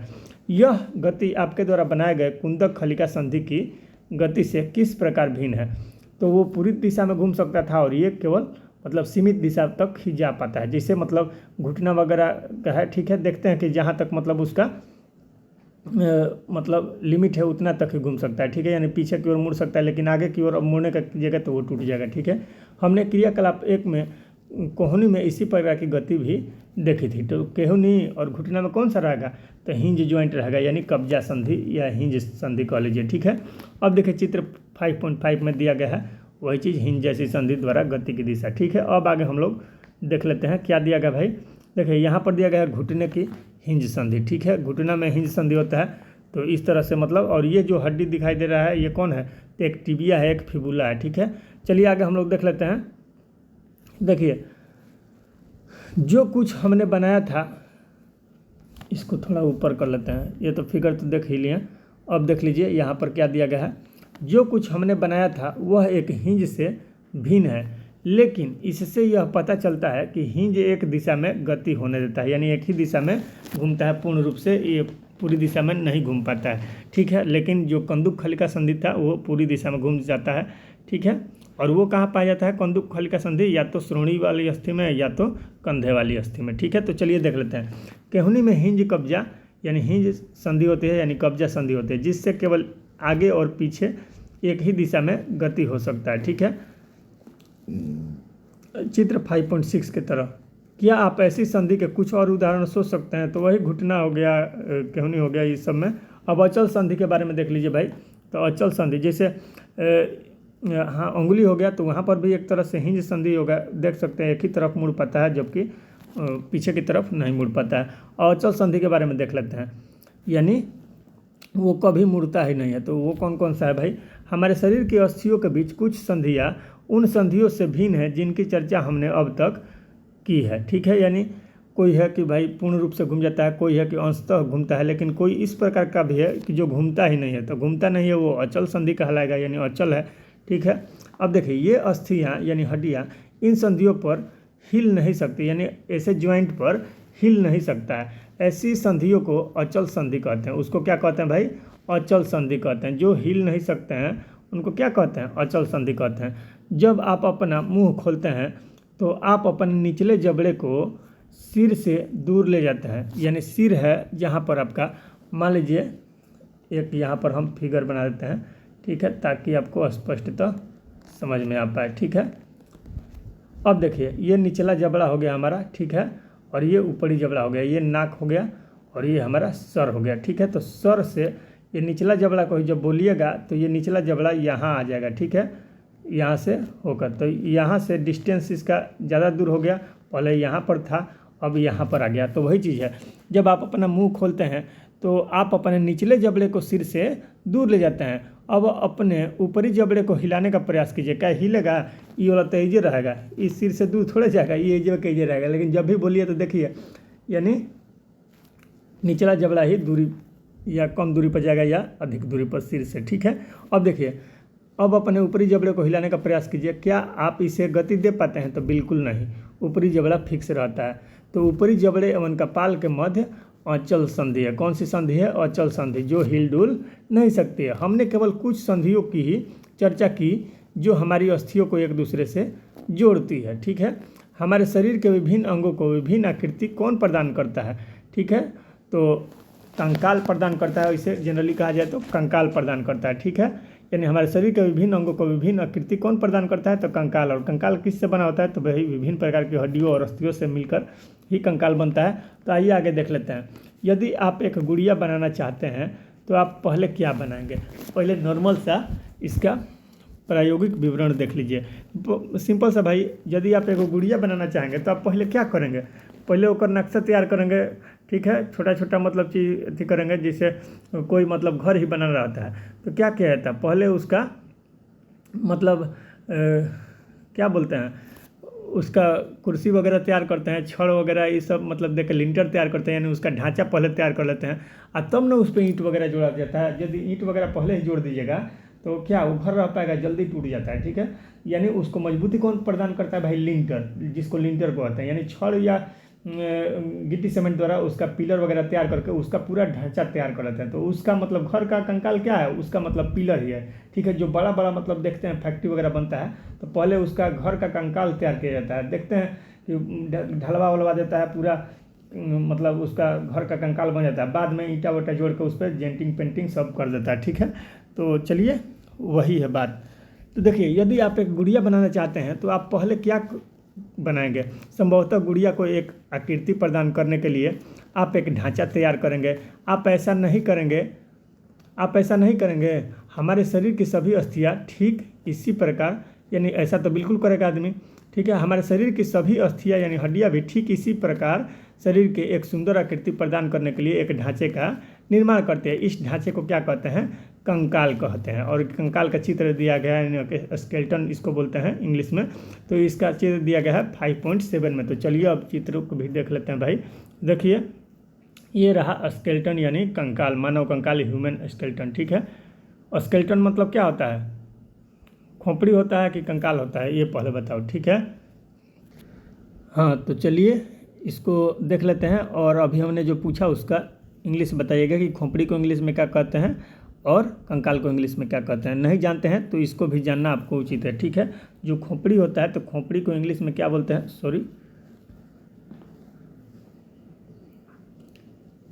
देखिए जो खोपड़ी होता है इसको इंग्लिश में बोलते हैं, खोपड़ी को स्कल बोलते हैं। क्या बोलते हैं? स्कल बोलते हैं। और जो कंकाल होता है, कंकाल को ही मतलब ये पूरा बॉडी का जो हो गया ये कंकाल हो गया, तो इसको क्या बोलते हैं? स्केलेटन बोलते हैं। क्या बोलते हैं? स्केलेटन, ठीक है। तो ये ध्यान रखिएगा। तो चलिए आगे देख लेते हैं हम लोग। तो यहाँ पर हम लोग देखेंगे अब क्या, यहाँ पर हम लोग देख लिए थे। देखिए यहाँ पर क्या है अगला पॉइंट भाई। देखिए हम कैसे जानते हैं कि यह मानव कंकाल की आकृति है? किस प्रकार हम लोग जानते हैं कि यह मानव कंकाल की आकृति है? हम शरीर की विभिन्न अस्थियों की आकृति के विषय में किस प्रकार जान पाते हैं? शरीर के कुछ अंग में मौजूद अस्थियों और उनकी संख्या तथा आकृति के बारे में हमें तब पता चलता है जब हम उनका अनुभव करते हैं। यानी कहने का मतलब हम किस प्रकार जानते हैं कि यह जो आकृति है मानव कंकाल का है, यह शरीर के विभिन्न अस्थियों की आकृति के विषय में किस प्रकार हम लोग को जानकारी प्राप्त होता है। तो देखिए तो वही बात है कि शरीर के कुछ अंगों में मौजूद अस्थियों यानी हड्डियों और उनकी संख्या तथा आकृति के बारे में हमें तब पता चलता है जब हम उनका अनुभव करते हैं। एक्सरे चित्र में हम शरीर की सभी कठोर अस्थियों की आकृति का पता चलता है, ठीक है।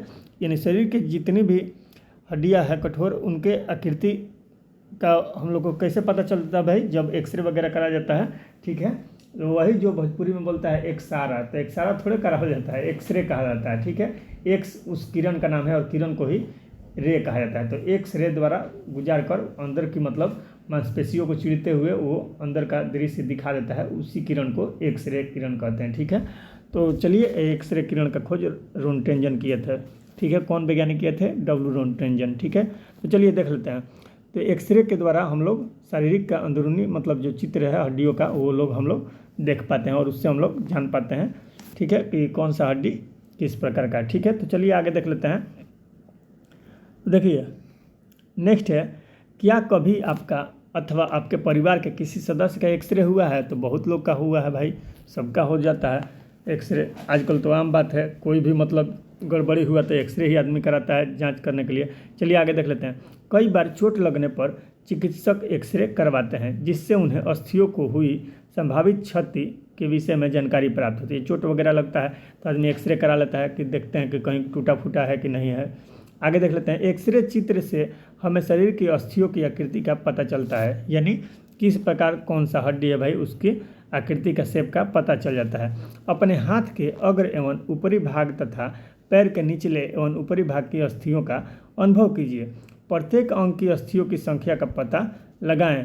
अपने घुटने और कोहनी की अस्थियों को ठीक इसी प्रकार अनुभव करें और एक्सरे चित्र से, यहाँ पर दिया गया है, एक्सरे चित्र से तुलना करें। प्रत्येक भाग में अस्थियों की संख्या ज्ञात कीजिए, ठीक है। 5.8 में दिया गया है टखना एवं घुटने की संधियों के एक्सरे चित्र, ठीक है। एक टखना है और एक है घुटना है। टखना किसे कहा जाता है? तो जो पैर का नीचे का होता है टखना बोला जाता है, ठीक है। और ये घुटना तो आप जान ही करते हैं कि पैर में होता है, तो उसके बारे में संधि है जो वहाँ पर, उसके बारे में दिया गया है, ठीक है। तो चलिए आगे देख लेते हैं। अपनी अंगुलियों को मोड़िए। क्या आप उन्हें प्रत्येक संधि स्थल पर मोड़ सकते हैं? आपकी मध्यमा में कितनी अस्थियां हैं? अपने हथेली के पिछले भाग का स्पर्श करके, अब कैसे हम लोग मोड़ के जहाँ जहाँ से मुड़ता है वहाँ वहाँ पर भाई संधि है, तो इस प्रकार हम लोग आसानी से पता कर सकते हैं। उंगली को ही मोड़ के देखिए ना, कहाँ कहाँ से कितना टर्न में वो मुड़ रहा है, ठीक है। क्या एक ही जगह पर मुड़ रहा है उंगली, क्या 2 जगह पर मुड़ रहा है, या 3 जगह पर मुड़ जा रहा है, तो इस तरह से आप लोग चेक कर सकते हैं, ठीक है। तो बिल्कुल आसान है। तो देखिए आगे, अपनी हथेली के पिछले भाग का स्पर्श करके अनुभव कीजिए, क्या इसमें से अनेक अस्थियां हैं, जो चित्र 5.9 में दिया गया है। क्या आपकी कलाई लचीली है? यह अनेक छोटी छोटी अस्थियों से बनी है, जिन्हें क्या कहते हैं? कार्पेल कहते हैं, यानी कार्पल्स कहा जाता है, ठीक है। कलाई में जो अस्थियां होती है उन्हीं को क्या कहा जाता है? कार्पल्स, ठीक है। आगे देख लेते हैं। यदि इसमें मात्र एक ही अस्थि होती तो क्या होता? तो ये मुड़ ही नहीं पाता, ठीक है। इसीलिए यहाँ पर ज्वाइंट है, ठीक है, अलग अलग हड्डियाँ जुड़ी हुई है, इसीलिए ये मुड़ पाता है, ठीक है। हाथ की अस्थियों का यहाँ पर चित्र दिया गया है, ठीक है। चलिए देख लेते हैं। नेक्स्ट है क्रियाकलाप 4। गहरी सांस भरकर इसे कुछ समय तक रोके रहिए, यानी गहरा सांस ले लीजिए, उसको मतलब कुछ देर के लिए रोके रहिए। अपने वक्ष एवं पीठ को हल्के से दबाकर अपनी अस्थियों का अनुभव कीजिए, यानी वक्ष यानी छाती यानी चेस्ट और पीठ को हल्का से दबा लीजिए और अपनी हड्डी का अनुभव कीजिए, ठीक है। जितनी पसलियाँ वक्ष की अस्थियाँ को आप गिन सकते हैं गिन लीजिए, यानी जितना पसली गिनना है भाई। जो पसली कहाँ रहता है? जो छाती के हड्डी रहता है चेस्ट के, वहीं पर पसली रहता है, तो आप गिन लीजिए और गिन सकते हैं, तो गिन लीजिए इसको इस तरह से करके। चित्र 5.10 में जो दिया गया है उसको ध्यान से देखिए और वक्ष की अस्थियों की तुलना अपने उपयुक्त अनुभव से कीजिए। हम देखते हैं, यहाँ पर देख सकते हैं कि गहरा सांस लेके मतलब हड्डी को मतलब ये मतलब आप इस तरह से मतलब गिन सकते हैं, ठीक है। और यहाँ पर ये फिगर दे दिया गया है कि किस तरह का रहता है। तो देखते हैं कि छाती में हमारे जो चेस्ट होता है वहाँ पर इसी तरह का हड्डी रहता है, ठीक है। तो चलिए देख लेते हैं, इसको पसली पिंजर कहा जाता है, ठीक है।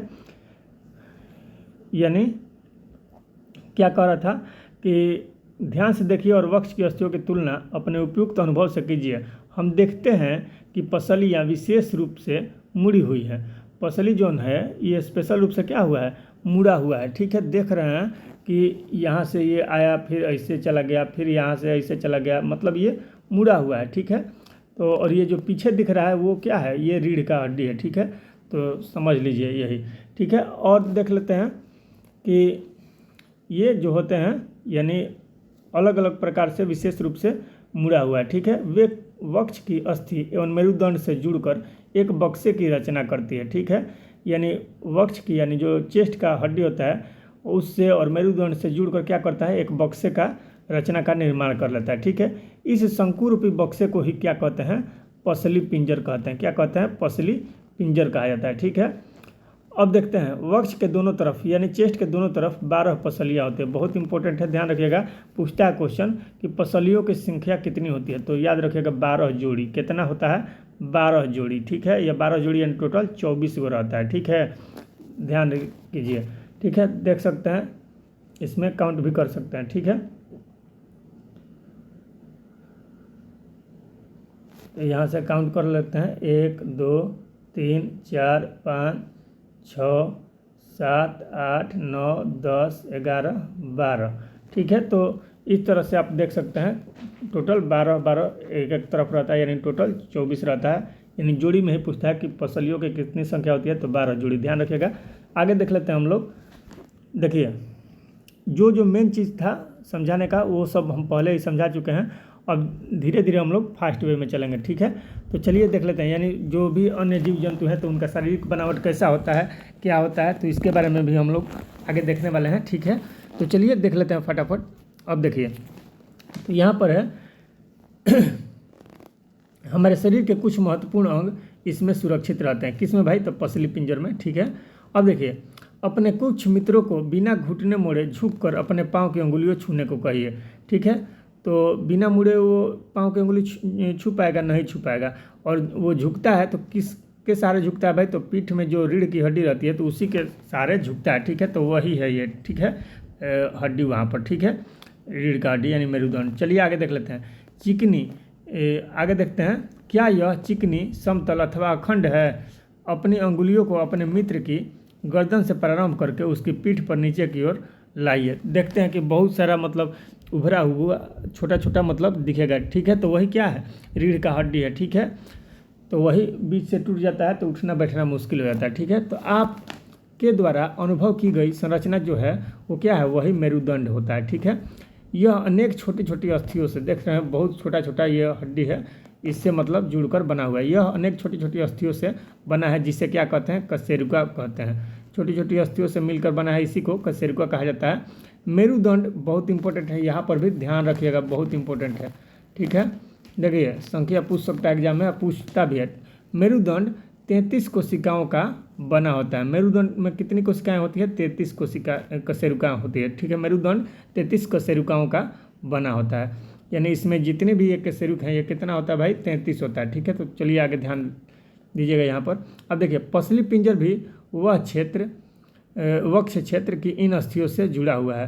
यानी जो पसली पिंजर है वो भी जो होता है वक्ष क्षेत्र की इन अस्थियों से जुड़ा है। वक्ष क्षेत्र यानी चेस्ट वाला जो एरिया रहता है वो भी इन्हीं अस्थियों से जुड़ा हुआ रहता है, जैसे फिगर में देख सकते हैं कि ये कहाँ है। ठीक है, तो देखिए अभी हमने बताया था ये वाला जो है पार्ट्स देख रहे हैं जो गया है पीछे में, तो ये भी क्या है, ये भी मेरुदंड वाला हिस्सा ही है, नहीं कशेरुका का ही है हिस्सा। ठीक है, यही नीचे में बड़ा बड़ा होकर कहाँ तक जाता है, तो कमर तक पहुँच जाता है। ठीक है, तो चलिए आगे देख लेते हैं। तो नेक्स्ट है, यहाँ पर क्या दिया गया है,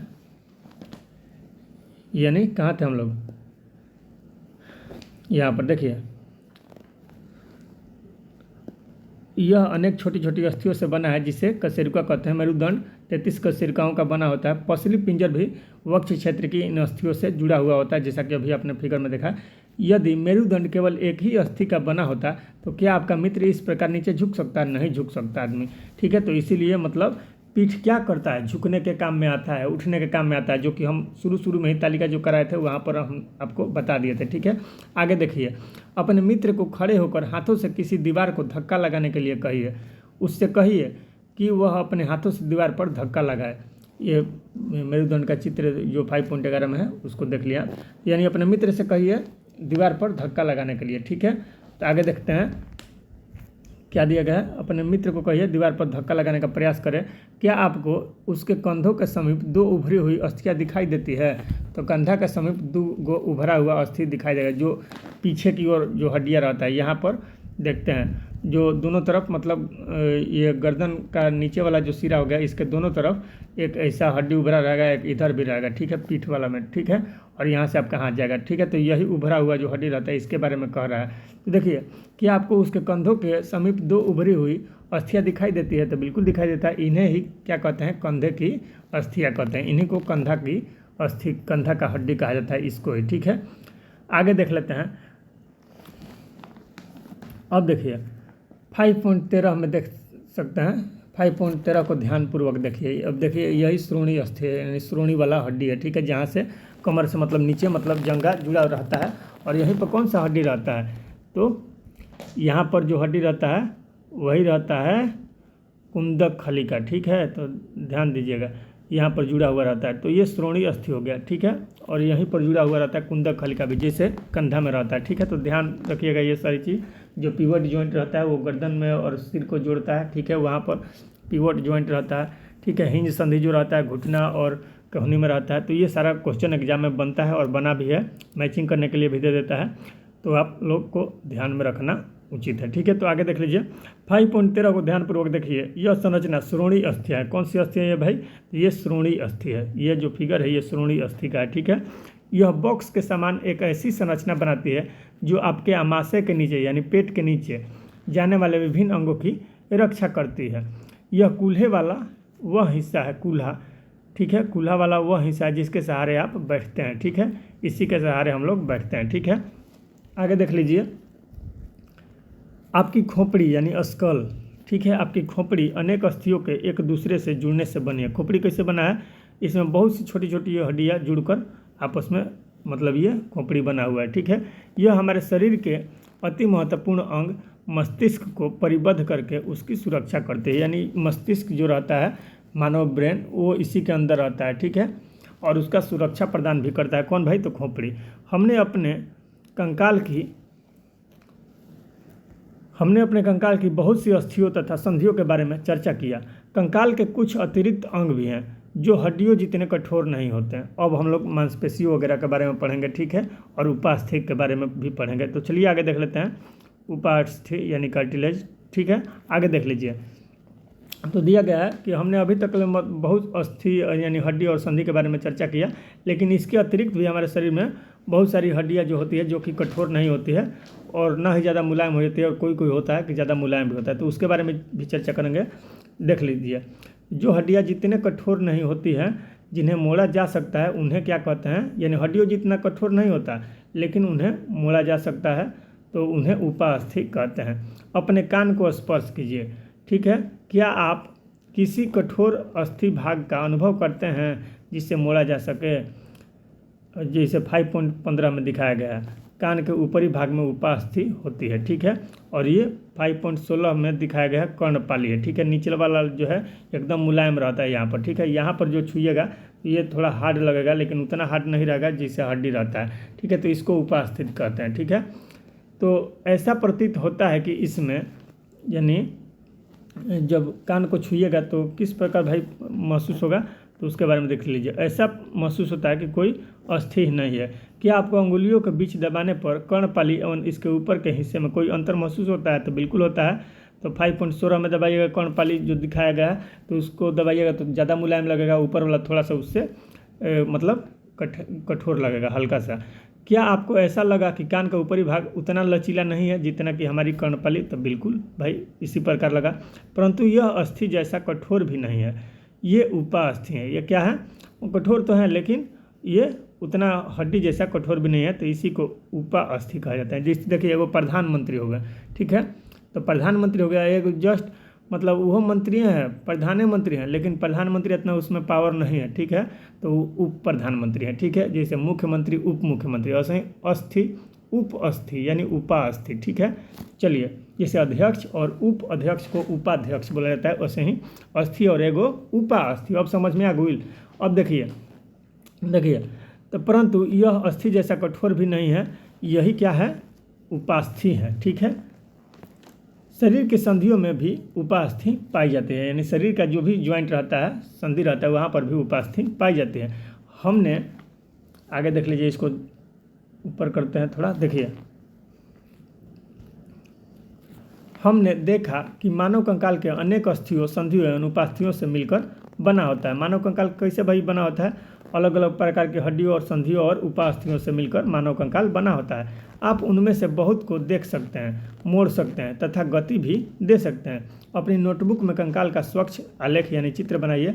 हमने अपने शरीर की उन अस्थियों एवं उनकी संधियों के विषय में जानकारी प्राप्त कर ली है जो विभिन्न प्रकार की गति करने में हमारी सहायता करती है। अस्थियों को इस प्रकार की गति करने योग्य कौन बनाता है? आइए इसका पता लगाएं। यानी गति भाई कौन देता है, इसके बारे में पता लगा लेते हैं। देखिए, तो गति देने के लिए मांसपेशियाँ होती है। ठीक है, एक सिकुड़ती है, यानी दो मांसपेशियों का रोल होगा, एक सिकुड़ेगा एक फैलेगा तो एक सिकुड़ जाएगा। ठीक है, तो चलिए इसी प्रकार मतलब गति दिया जाता है। चलिए आगे देख लेते हैं। यहाँ पर देखिए, हमने अपने शरीर की उन अस्थियों एवं उनकी संधियों के विषय में जानकारी प्राप्त कर ली है जो विभिन्न प्रकार की गति करने में हमारी सहायता करती है। अस्थियों को इस प्रकार गति करने योग्य कौन बनाता है? आइए इसका पता लगाइए। तो अपने एक हाथ की मुट्ठी बनाइए। ठीक है, अपना हाथ मोड़कर उसको मुट्ठी बनाइए।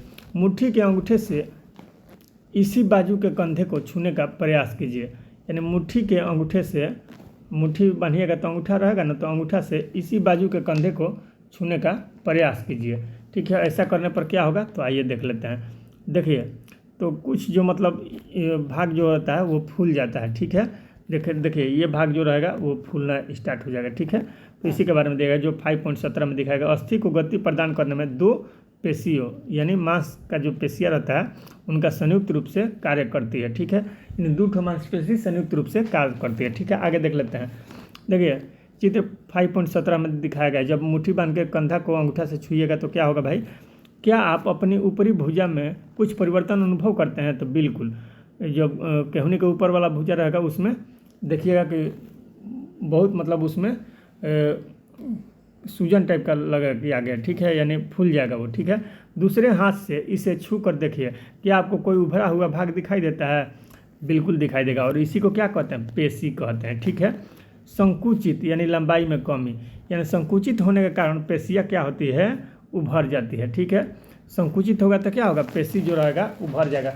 अब देखेंगे ये फैला हुआ रहता है, हाथ सीधा कीजिएगा तो फैला हुआ रहेगा। इस तरह से का हाथ रहेगा, यहाँ पर केहूनी है। ठीक है, तो इस तरह का हाथ रहेगा तो फैला हुआ रहेगा, लेकिन जैसे ही इसको मोड़िएगा तो मोड़ने के बाद यहाँ से ये मतलब संकुचित होता है और इधर आने लगता है। ठीक है, तो ये फैल जाता है, इसीलिए यहाँ पर उभार रहता है। ठीक है, तो इसीलिए इसको क्या कहते हैं? संकुचित होना। तो संकुचित होगा तो उसमें उभार आएगा, और उभार होने पर जो दिखेगा हमको उसी को क्या बोलते हैं हम लोग? पेशी बोलते हैं। ठीक है, तो चलिए आगे देख लेते हैं। अब आप अपने हाथ को पुनः सामान्य स्थिति में लाइए, यानी पूरा सीधा कर दीजिए, तो फिर ये वाला जो भाग है मतलब नीचे आ जाएगा। ठीक है, तो बिल्कुल इस तरह का हो जाएगा। पेशियों का क्या होता है? क्या यह भी संकुचित अवस्था में है? चलते अथवा भागते समय आप अपने पैरों की पेशियों में भी, यानी देख लीजिए क्या दिया है। अब आप अपने हाथ को पुनः सामान्य स्थिति में लाइए। पेशियों का क्या होता है? क्या यह भी संकुचित अवस्था में है? चलते अथवा, अब संकुचित अवस्था में नहीं है। जब हाथ को सामान्य अवस्था में लगेगा तो संकुचित नहीं रहेगा, जैसे ही मोड़िएगा तो वो संकुचित हो जाएगा, यानी लंबाई में कमी होगा तो वो फूल जाएगा। ठीक है, उभर जाएगा। भागते यानी चलते अथवा भागते समय आप अपने पैरों की पेशियों में भी इस प्रकार का संकुचन देख सकते हैं। संकुचन की अवस्था में पेशी क्या होती है भाई? छोटी हो जाती है। संकुचित होता है यानी छोटा हो जाता है, कठोर एवं मोटा भी हो जाता है। यह अस्थि को क्या करता है? खींचता है, यानी हड्डी को। मांसपेशी किसे खींचता है? तो हड्डियों को खींचता है। ठीक है, किसी अस्थि को गति प्रदान करने के लिए दो पेशियों को संयुक्त रूप से कार्य करना होता है, यानी दो गो पेशी संयुक्त रूप से मिल के कार्य करेगा तबे कोनो हड्डी को वो खींच पाएगा। ठीक है, अब देखिए, तो इसी तरह मतलब हम चल पाते हैं। यदि मांसपेशी नहीं रहेगा, केवल हड्डी रहेगा तो चल पाएगा आदमी? नहीं चल पाएगा। तो वही मांसपेशी जो है हड्डी को आगे पीछे खींचता है, तो इसलिए हमारा पैर आगे मतलब बढ़ पाता है और हम चलने में हमको सहायता मिल पाता है। ठीक है, और समर्थ हो पाते हैं। चलिए आगे देख लेते हैं। किसी अस्थि को गति प्रदान करने के दो पेशियों को संयुक्त रूप से कार्य करना होता है। जब दो पेशियों में से कोई एक सिकुड़ती है तो अस्थि उससे दिशा में उसी दिशा में खींच जाती है। युगल की दूसरी पेशी शिथिल यानी लंबाई में बढ़कर पतली हो जाती है और अवस्था में आ जाती है। ठीक है, यानी एक पेशी सिकुड़ता है तो दूसरा पेशी क्या होता है, शिथिल हो जाता है यानी बढ़ जाता है लंबाई में। ठीक है, संकुचित होता है एगो, यानी एगो मतलब कम लंबाई में होता है तो एक शिथिल हो जाता है यानी लंबाई में बढ़ जाता है, और वो क्या करता है, हड्डी को खींचता है, आगे पीछे होने में हमको मदद करता है। अस्थि को विपरीत दिशा में गति करने के लिए अब शिथिल पेशी सिकुड़ जाती है, जो बढ़ी हुई है वो सिकुड़ जाएगी और अस्थि का अपनी पूर्व स्थिति में खींचती है। ठीक है, जबकि पहली पेशी अब शिथिल हो जाती है, जो पहली पेशी रहेगी अब वो जो संकुचित थी वो शिथिल हो जाएगी। ठीक है, अब देखिए पेशी केवल खींच सकती है, वह धक्का नहीं दे सकती है। पेशी क्या करता है, केवल खींच सकता है लेकिन धक्का नहीं दे सकता। अतः एक अस्थि को गति देने के लिए दो पेशियों को संयुक्त रूप से कार्य करना होता है। ठीक है, जो पेशी रहेगा वो केवल खींच सकता है, वह धक्का नहीं दे सकता है। इसीलिए एक अस्थि को गति देने के लिए दो पेशियों को संयुक्त रूप से कार्य करना होता है, 5.17 में जो दिखाया गया है। ठीक है, आगे देख लीजिए। क्या गति के लिए हमेशा अस्थियों और पेशियों की आवश्यकता होगी, तो बिल्कुल होता है भाई। तो देखिए जंतु किस प्रकार चलते हैं, क्या सभी जंतुओं में अस्थियाँ पाई जाती हैं। केंचुए अथवा घोंघे में क्या होता है, तो इनमें नहीं पाया जाता है, लेकिन इनका जो होता है शारीरिक बनावट अलग रहता है। ठीक है, तो इसमें कुछ अलग अलग प्रकार का, जैसे हमने शुरू में भी बताया था कि सांप वगैरह में पैर वगैरह नहीं रहता है, लेकिन उसमें क्या रहता है, उसमें रिंग टाइप का मतलब बनावट रहता है, जिसके चलते वो मतलब जैसे ही मतलब तिरछा जाता है वो मतलब उसका रिंग मतलब आगे पीछे उसको होने में मतलब सहायता प्रदान करता है। ठीक है, वो आगे की तरफ पुश कर देता है, जिससे वो तेज़ी से सड़ से आगे बढ़ जाता है। ठीक है, तो देख लेते हैं। तो देखिए केंचुए अथवा घोंघे में क्या होता है, आइए कुछ जंतुओं की गतियों का अध्ययन करते हैं। तो जंतुओं की चाल के अब बारे में पढ़ेंगे। अब तक तो हमने ह्यूमन बॉडी के बारे में पढ़ा, अब जंतुओं के बारे में विशेष रूप से हम लोग देख लेंगे। तो देखिए यहाँ पर केंचुए का फिगर दिखाया गया। ठीक है, केंचुआ, ठीक है, जिसको अर्थवर्म भी बोला जाता है। ठीक है, या किसान का मित्र भी कहा जाता है। चलिए आगे देख लेते हैं। बगीचे में चलते हुए एक केंचुए का निरीक्षण कीजिए। इसे पकड़कर एक स्याही यानी सोख फिल्टर पेपर पर रखिए। इसकी गति का परीक्षण कीजिए। 5.18 में ये जो फिगर दिया गया है इसके अनुसार देख लीजिए। इसके पश्चात क्या करना है, केंचुए को एक कांच की पट्टी और टुकड़े यानी टाइल्स अथवा किसी चिकनी सतह पर रखिए तथा इसकी गति का परीक्षण कीजिए। ठीक है, क्या यह गति पेपर पर केंचुए की गति से भिन्न है, तो बिल्कुल अलग रहेगा। ऊपर की दो सतहों में से किसी एक केंचुआ आसानी से चल सकता है बिल्कुल, और एक पर नहीं चल पाएगा। ठीक है, चलिए आगे देख लेते हैं। देखिए तो यहाँ पर दिया गया है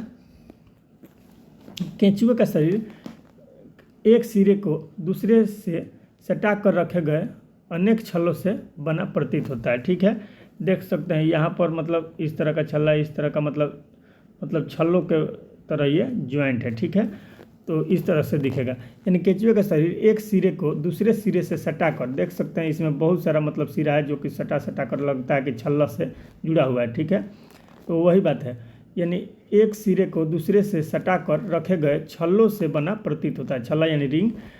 केंचुए के शरीर में अस्थियाँ नहीं होती है, इसमें हड्डी नहीं होता है, परंतु इसमें पेशियाँ होती है। ठीक है, हड्डी नहीं होता लेकिन इसमें पेशियाँ होती हैं जो इसके शरीर के घटने और बढ़ने में सहायता करती हैं। चलने के दौरान केंचुआ अपने शरीर के पश्च भाग को भूमि में जकड़े रहता है। पिछला भाग को क्या करता है, भूमि में जकड़े रहता है तथा अग्र भाग को फैलाता है। इसके बाद वह अगला भाग को मतलब भूमि में जकड़ लेता है या पकड़ लेता है और पिछला भाग को स्वतंत्र कर देता है और वहाँ तक मतलब उसको खींचकर मतलब लाता है। ठीक है, अब देखिए इसके पश्चात यह शरीर को संकुचित करता है। ठीक है, तथा पश्च भाग को आगे की ओर खींचता है। ठीक है, यानी अगला भाग को जब भूमि के संपर्क में जकड़ लेगा तो पिछला भाग को आगे की ओर खींचेगा। इससे वह कुछ दूरी तक आगे बढ़ता है। केंचुआ इसी प्रक्रिया के द्वारा आगे मतलब बढ़ता है। ठीक है, यानी चलता है एक जगह से दूसरी जगह। ठीक है, अब देख लेते हैं क्या दिया गया है। इसी प्रकार से बार बार दोहराते हुए मिट्टी पर आगे बढ़ता है केंचुआ। ठीक है, इसके शरीर में चिकने पदार्थ होते हैं जो इसे चलने में सहायता करते हैं। यह अपने शरीर के हिस्से को जमीन से किस प्रकार टिकाता है। इसके शरीर में छोटे छोटे अनेक सुख होते हैं। और सुख क्या होता है भाई, तो जो केंचुआ के शरीर में होता है अनेक छोटे छोटे सुख होते हैं। और सुख जो होता है वो बाल जैसी संरचना होती है, यानी बाल जैसी आकृति होती है जिसे सुक कहा जाता है। ठीक है, ये सुक पेशियों से जुड़े हुए होते हैं। ये सुक मिट्टी में उसकी पकड़ को मजबूत बनाते हैं। केचुआ वास्तव में अपने रास्ते में आने वाली मिट्टी को खाता है। केचुआ क्या खाता है भाई? अपने रास्ते में आने वाली मिट्टी को खाता है। ठीक है, उसके शरीर अनपचे पदार्थ को बाहर निकाल देता है। केचुए द्वारा किया गया यह कार्य मिट्टी को उपजाऊ भी बना देता है। ठीक है, और वही मिट्टी जो होता है खाद्य के रूप में भी इस्तेमाल किया जाता है। ठीक है, किसानों के द्वारा। ठीक है, जिससे पौधों को फायदा होता है। ठीक है, आगे देख लेते हैं घोंघा के बारे में। ठीक है, तो क्रियाकलाप 6 देख लेते हैं भाई, इसमें घोंघा के बारे में हम लोग देखेंगे। ठीक है, चलिए, तो किसी बगीचे में एक घोंघे का अवलोकन कीजिए। क्या आपकी इसकी पीठ पर गोल संरचना देखी है? तो बिल्कुल देखा है आदमी, उसी को कवच कहा जाता है। ठीक है, यानी घोंघा के ऊपर एगो कवच रहता है जो उसको क्या करता है? सुरक्षा प्रदान करता है। ठीक है, आगे देख लीजिए, इसे कवच कहते हैं और यह घोंघे का बाह्य कंकाल है। ये क्या है भाई? तो घोंघा का एक्सटर्नल स्केलेटन है। ठीक है, यानी बाह्य कंकाल, परंतु यह अस्थियों का बना नहीं होता है। क्या यह जो कंकाल है अस्थियों का बना रहता है? तो अस्थियों का यह नहीं बना होता है। यह कवच एकल एकक होता है और यह घोंघे को चलने में कोई सहायता नहीं करता। ये घोंघे को चलने में भी सहायता नहीं प्रदान करता है। क्या करता है ये केवल घोंघे का जो है मतलब उसको सुरक्षित रखता है। यह घोंघे के साथ खींचता जाता है। घोंघा जैसे जैसे आगे बढ़ेगा उसी के साथ ये खींचता भी जाता है। घोंघे को कांच की पटिया पर रख कर इसका परीक्षण कीजिए। यानी कांच का एक मतलब स्लैब ले लीजिए, उस पर रख कर इसको मतलब परीक्षण कीजिए। ठीक है, अब देखिए, जब यह चलना प्रारंभ करे तो सावधानी से कांच की पटिया को अपने हाथों से अपने सिर से ऊंचा उठाकर कांच के नीचे की ओर से उसके चलने के ढंग का परीक्षण कीजिए। ठीक है, यानी किस प्रकार वो चल रहा है। ठीक है, कांच को ऊपर उठा लीजिए या नीचे से झुक कर देखिए। नीचे से वो तो वार पर मतलब पारदर्शी रहेगा तो दिखेगा कि किस प्रकार से चल रहा है, तो उसको इस तरह से आप देख सकते हैं। ठीक है, ये घोंघा का चित्र है। ठीक है, और ये जो रहा ऊपर में ये इसका कंकाल है, बाह्य कंकाल। ठीक है, इसी को क्या बोला जाता है? इसका कवच बोला जाता है। ठीक है, चलिए आगे देख लेते हैं। देखिए, कवच का छेद खुलने पर आपने उससे एक मोटी मांसल संरचना का सिर बाहर आते देखा होगा। जैसे ही उसका कवच रहता है, उसका छिद्रवा खुलता है तो एक मोटा मांसल संरचना बाहर आते दिखता है, वही उसका सिर होता है। ठीक है, मोटी संरचना इसके पाद हैं। ठीक है, और इसमें मांसल संरचना जो होता है वो सिर बाहर आता है और मोटी संरचना क्या होता है? इसका पाद यानी पैर होता है जो दृढ़ पेशियों का बना होता है। अब सावधानीपूर्वक कांच की प्लेट को एक और थोड़ा सा झुकाएं। पाद यानी पैर की लहरदार गति दिखाई देती है। ठीक है, क्या घोंघे की गति कुछ केंचुए की गति से तीव्र अथवा धीमी है? तो इसके बारे में भी आपको वहाँ से पता चल जाएगा। ठीक है, तो देख सकते हैं। अब तिलचट्टा के बारे में देख लीजिए। देखिए, क्रियाकलाप 7 देख लेते हैं। तिलचट्टा, तो तिलचट्टा के बारे में तो जानबे करते हैं, ये उड़ भी सकता है और चल भी सकता है। ठीक है, तो देख लीजिए, तिलचट्टा यानी इसको इंग्लिश में क्या बोलते हैं? कॉकरोच। ठीक है, अभी तो ये चर्चा में है कॉकरोच। ठीक है, कॉकरोच जनता पार्टी एक उभर के आया है अभी हाल ही में। ठीक है, जो नॉन एम्प्लॉय के लिए है। ठीक है, बेरोजगार लोगों के लिए है। देखिए, किसी कॉकरोच यानी तिलचट्टा का परीक्षण कीजिए। चित्र 5.20 में है। तिलचट्टा जमीन पर चलता है, दीवार पर चढ़ता है और वायु में उड़ता भी है।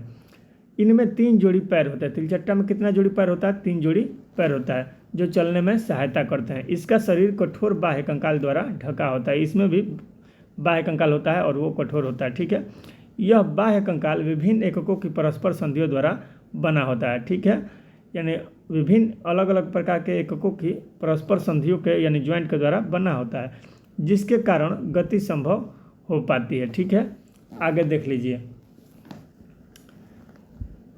वक्ष से यानी इसका जो चेस्ट रहता है केचुआ का, चेस्ट से ही 2 जोड़े पंख भी जुड़े हुए होते हैं। ठीक है, इसके चेस्ट से ही 2 जोड़ा पंख जुड़ा हुआ रहता है।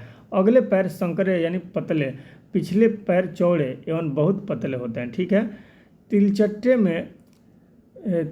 में विशिष्ट पेशियाँ भी होती है। पैर की पेशियाँ उन्हें चलने में सहायता करती है। वक्ष की पेशियाँ तिलचट्टे के उड़ने के समय उसके परों को गति देती हैं। पर यानी पंखों को गति देती है। ठीक है, आगे देख लीजिए पक्षी के बारे में। क्रियाकलाप 8 में दिया गया है। तो पक्षी जो है हवा में उड़ते हैं तथा भूमि पर चलते हैं, और कुछ पक्षी जो हैं पानी में तैरते भी हैं, जैसा कि हमने पहले ही आपको बताया था। तो देखिए, पक्षी हवा में उड़ते हैं तथा भूमि पर चलते हैं। बतख तथा हंस जैसे कुछ पक्षी जो हैं जल में तैरते भी हैं। पक्षी इसीलिए उड़ पाते हैं क्योंकि उनके शरीर उड़ने के लिए अनुकूलित होता है। उनका शरीर क्या होता है? उड़ने के लिए अनुकूलित होता है। उनकी अस्थियों में वायु मतलब होता है, ठीक है, उनके अस्थियों में वायु होता है। अब देख लीजिए, पक्षी का जो शरीर होता है ना, वो कैसा होता है?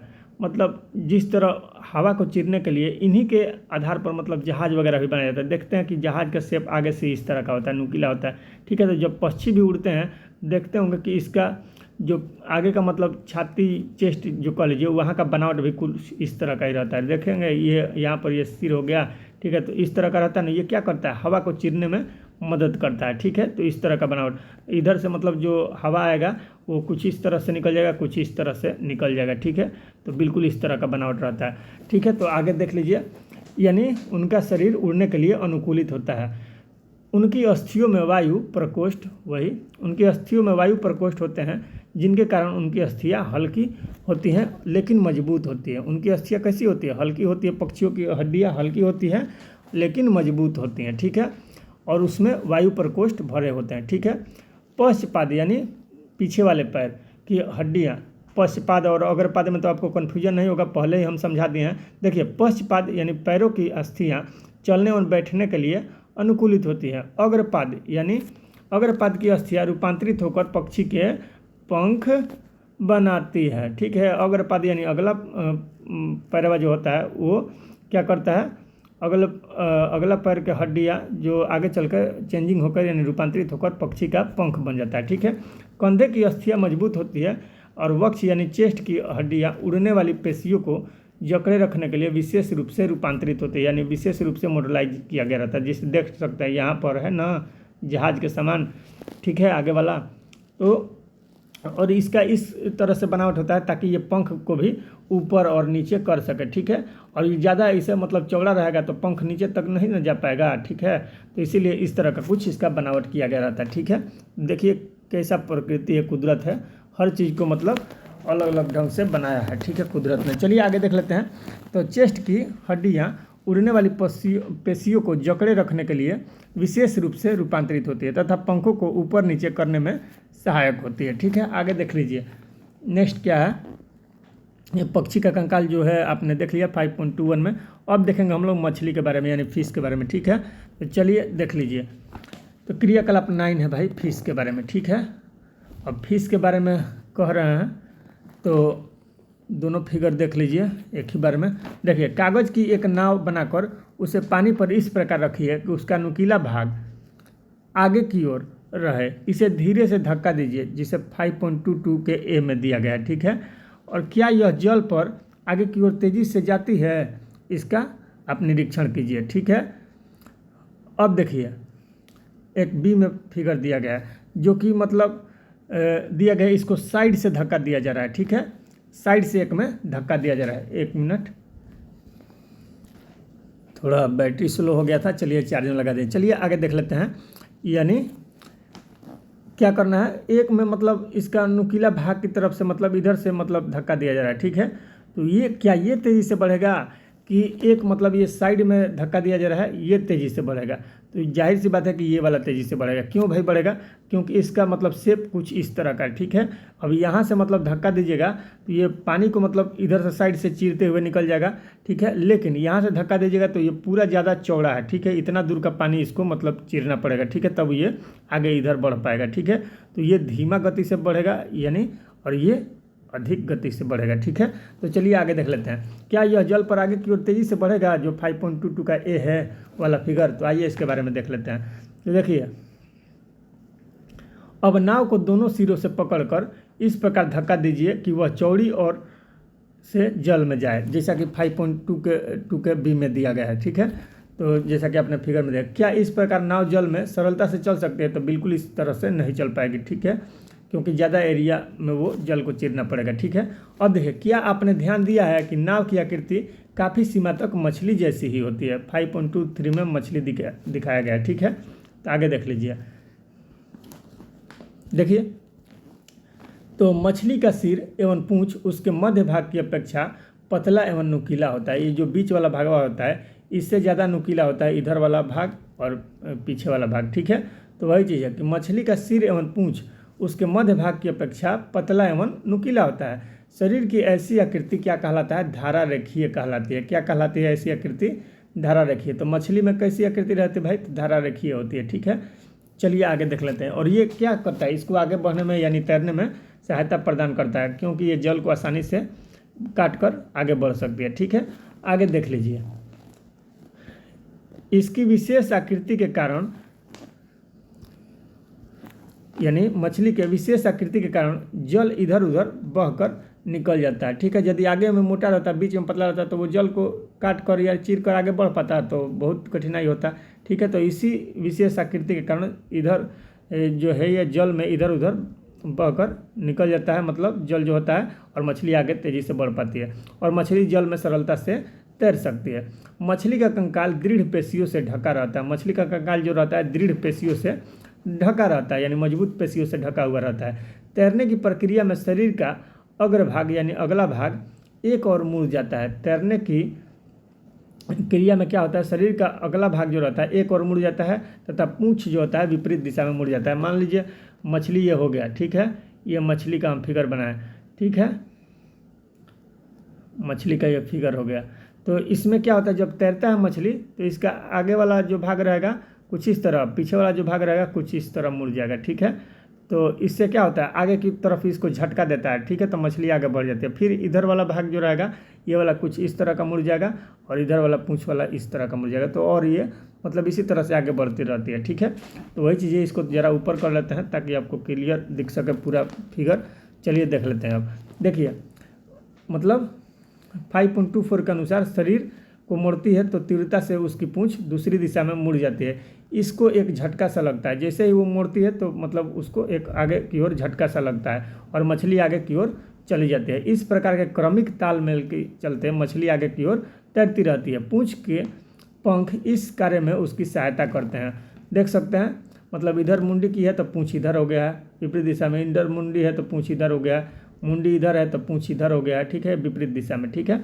तो इसी प्रकार पीछे से मतलब इसको झटका लगता है तो ये सर से आगे की ओर बढ़ जाती है, ठीक है। तो मछली में गति कैसा होता है भाई? तो धारा रेखीय, ठीक है। चलिए आगे देख लेते हैं। तो नेक्स्ट जो है आपके सामने क्या है? मछली के शरीर पर और भी पंख होते हैं, यानी इसके अलावा पूँछ के अलावा भी इसके शरीर पर और पंख होते हैं जो इसके बॉडी वगैरह पर बीच में भी रहते हैं। तो मछली के शरीर पर और भी पंख होते हैं जो तैरते समय क्या करते हैं भाई? तो पूँछ वाला जो रहता है वो तो उसको आगे बढ़ने में सहायता करता है, लेकिन और जो पंख रहते हैं इसका वो किस लिए भाई होते हैं? तो बहुत इंपॉर्टेंट है। मछली के अन्य पंख जो होते हैं वो किस रूप में सहायता करते हैं? तो जल में उसका संतुलन बनाए रखने एवं दिशा निर्धारण करने में, ठीक है। यानी किस दिशा में जाना है इसके लिए और उसका जल में संतुलन बनाए रखने के लिए, बैलेंस बनाए रखने के लिए सहायता करते हैं, ठीक है। अब देखिए नेक्स्ट क्या है? क्या आपने कभी ध्यान दिया है कि गोताखोर अपने पैरों में इन पंखों की तरह ही विशेष अरित्र यानी फ्लिपर पहनते हैं जो उन्हें जल में तैरने में सहायता करते हैं? तो बिल्कुल हम लोगों ने देखा है, टीवी में बहुत बार देख लिया आदमी, ठीक है। तो वो क्या करता है? गोताखोर जब लगा लेता है फ्लिपर तो उसको भी आसानी होता है जल में तैरने में, ठीक है। सर्प कैसे चलते हैं? तो आपको मालूम होगा कि सर्प रेंग कर चलते हैं। कैसे चलते हैं भाई? तो रेंगते हैं, ये चलते नहीं है, क्या करते हैं? रेंगते हैं, जैसा कि हमने पहले भी बता दिया है। तो आइए देख लेते हैं सर्प के बारे में एक बार। देखिए यहाँ पर दिया गया, क्या आपने सांप को फिसलते हुए आगे बढ़ते देखा है? तो बिल्कुल। क्या यह सीधा चलता है? तो नहीं, ये सीधा नहीं चलता है। ये कैसा चलता है? तिरछा तिरछी चलता है, ठीक है, इस तरह से। सर्प का मेरुदंड लंबा होता है। सर्प का मेरुदंड जो होता है कैसा होता है? लंबा होता है। शरीर की पेशियाँ क्षीण एवं असंख्य होती है। शरीर की पेशियाँ जो रहती है क्षीण रहती है और असंख्य रहती है, बहुत सारी होती है, ठीक है। वे परस्पर जुड़ी हुई रहती है, आपस में जुड़ा हुआ रहता है, चाहे वे दूर ही क्यों न हो, भले ही वो दूर हो लेकिन आपस में जुड़ी हुई रहती हैं। पेशियाँ जो होती हैं मेरुदंड, पेशियाँ मेरुदंड, पसलियों एवं त्वचा को भी एक दूसरे से जोड़ती है। इसकी पेशियाँ जो होती है मेरुदंड, पसलियाँ एवं त्वचा को भी एक दूसरे से जुड़े हुए रहती है। सर्प का शरीर अनेक वलय में मुड़ा होता है, यानी इसका शरीर जो रहता है अनेक वलय में यानी छल्ला में, जिसे रिंग में क्या होता है भाई, मुड़ा हुआ रहता है। इसी प्रकार सर्प का प्रत्येक वलय उसे आगे की ओर ढकेलता है। ठीक है, इसी प्रकार क्या करता है, उसका जो वलय जो रहता है वही सर्प को आगे ढकेलता है, जिससे कि सर्प आगे की ओर तेजी से रेंग पाता है, गति कर पाता है। तो सर्प का शरीर अनेक वलय में मुड़ा हुआ होता है। इसी प्रकार सर्प का प्रत्येक वलय उसे आगे की ओर धकेलता है। इसका शरीर अनेक वलय बनाता है और प्रत्येक वलय आगे की ओर धक्का देता है। इस कारण सर्प क्या करता है, आगे की ओर बहुत तेजी से गति से आगे की ओर चलता है। ठीक है, परंतु कैसा, सरल रेखा में, तो सरल रेखा में नहीं चलता है। ठीक है, ये कैसा चलता है, जिग जैग मोशन में। ठीक है, तिरछा तिरछी चलता है। ठीक है, अब देख लीजिए, हमने विभिन्न जंतुओं को गति प्रदान करने वाली अस्थियों एवं पेशियों के विषय में जानकारी प्राप्त कर ली। पहली जो लड़की है और बूझो जो लड़का है, उसके पिटारे में विभिन्न जंतुओं की गतियों से संबंधित अनेक प्रश्न है। ठीक है, बहुत सारे प्रश्न हैं उनके अभी मन में। ठीक है, जंतुओं की गति से ये तो हम लोगों ने देखा, लेकिन इसके अलावा भी उसके मन में बहुत सारे प्रश्न हैं। ठीक है, इस प्रकार अपने मस्तिष्क में अनेक प्रश्न उभर रहे होंगे, यानी आपके मस्तिष्क में भी अलग अलग प्रकार के प्रश्न अभी भी उभर रहे होंगे। ठीक है, कि ये कैसे होता है, वो कैसे होता है। तो उसी प्रकार एक दार्शनिक थे अरस्तु, उनके मन में भी बहुत सारे प्रश्न थे, जिनमें देख लेते हैं। देखिए, प्रसिद्ध ग्रीक दार्शनिक अरस्तु जो थे, अपनी पुस्तक गैट ऑफ एनिमल्स, उनकी पुस्तक का नाम था गैट ऑफ एनिमल्स। ठीक है, उनमें स्वयं अपने आप से ऐसे अनेक प्रश्न वो पूछे थे।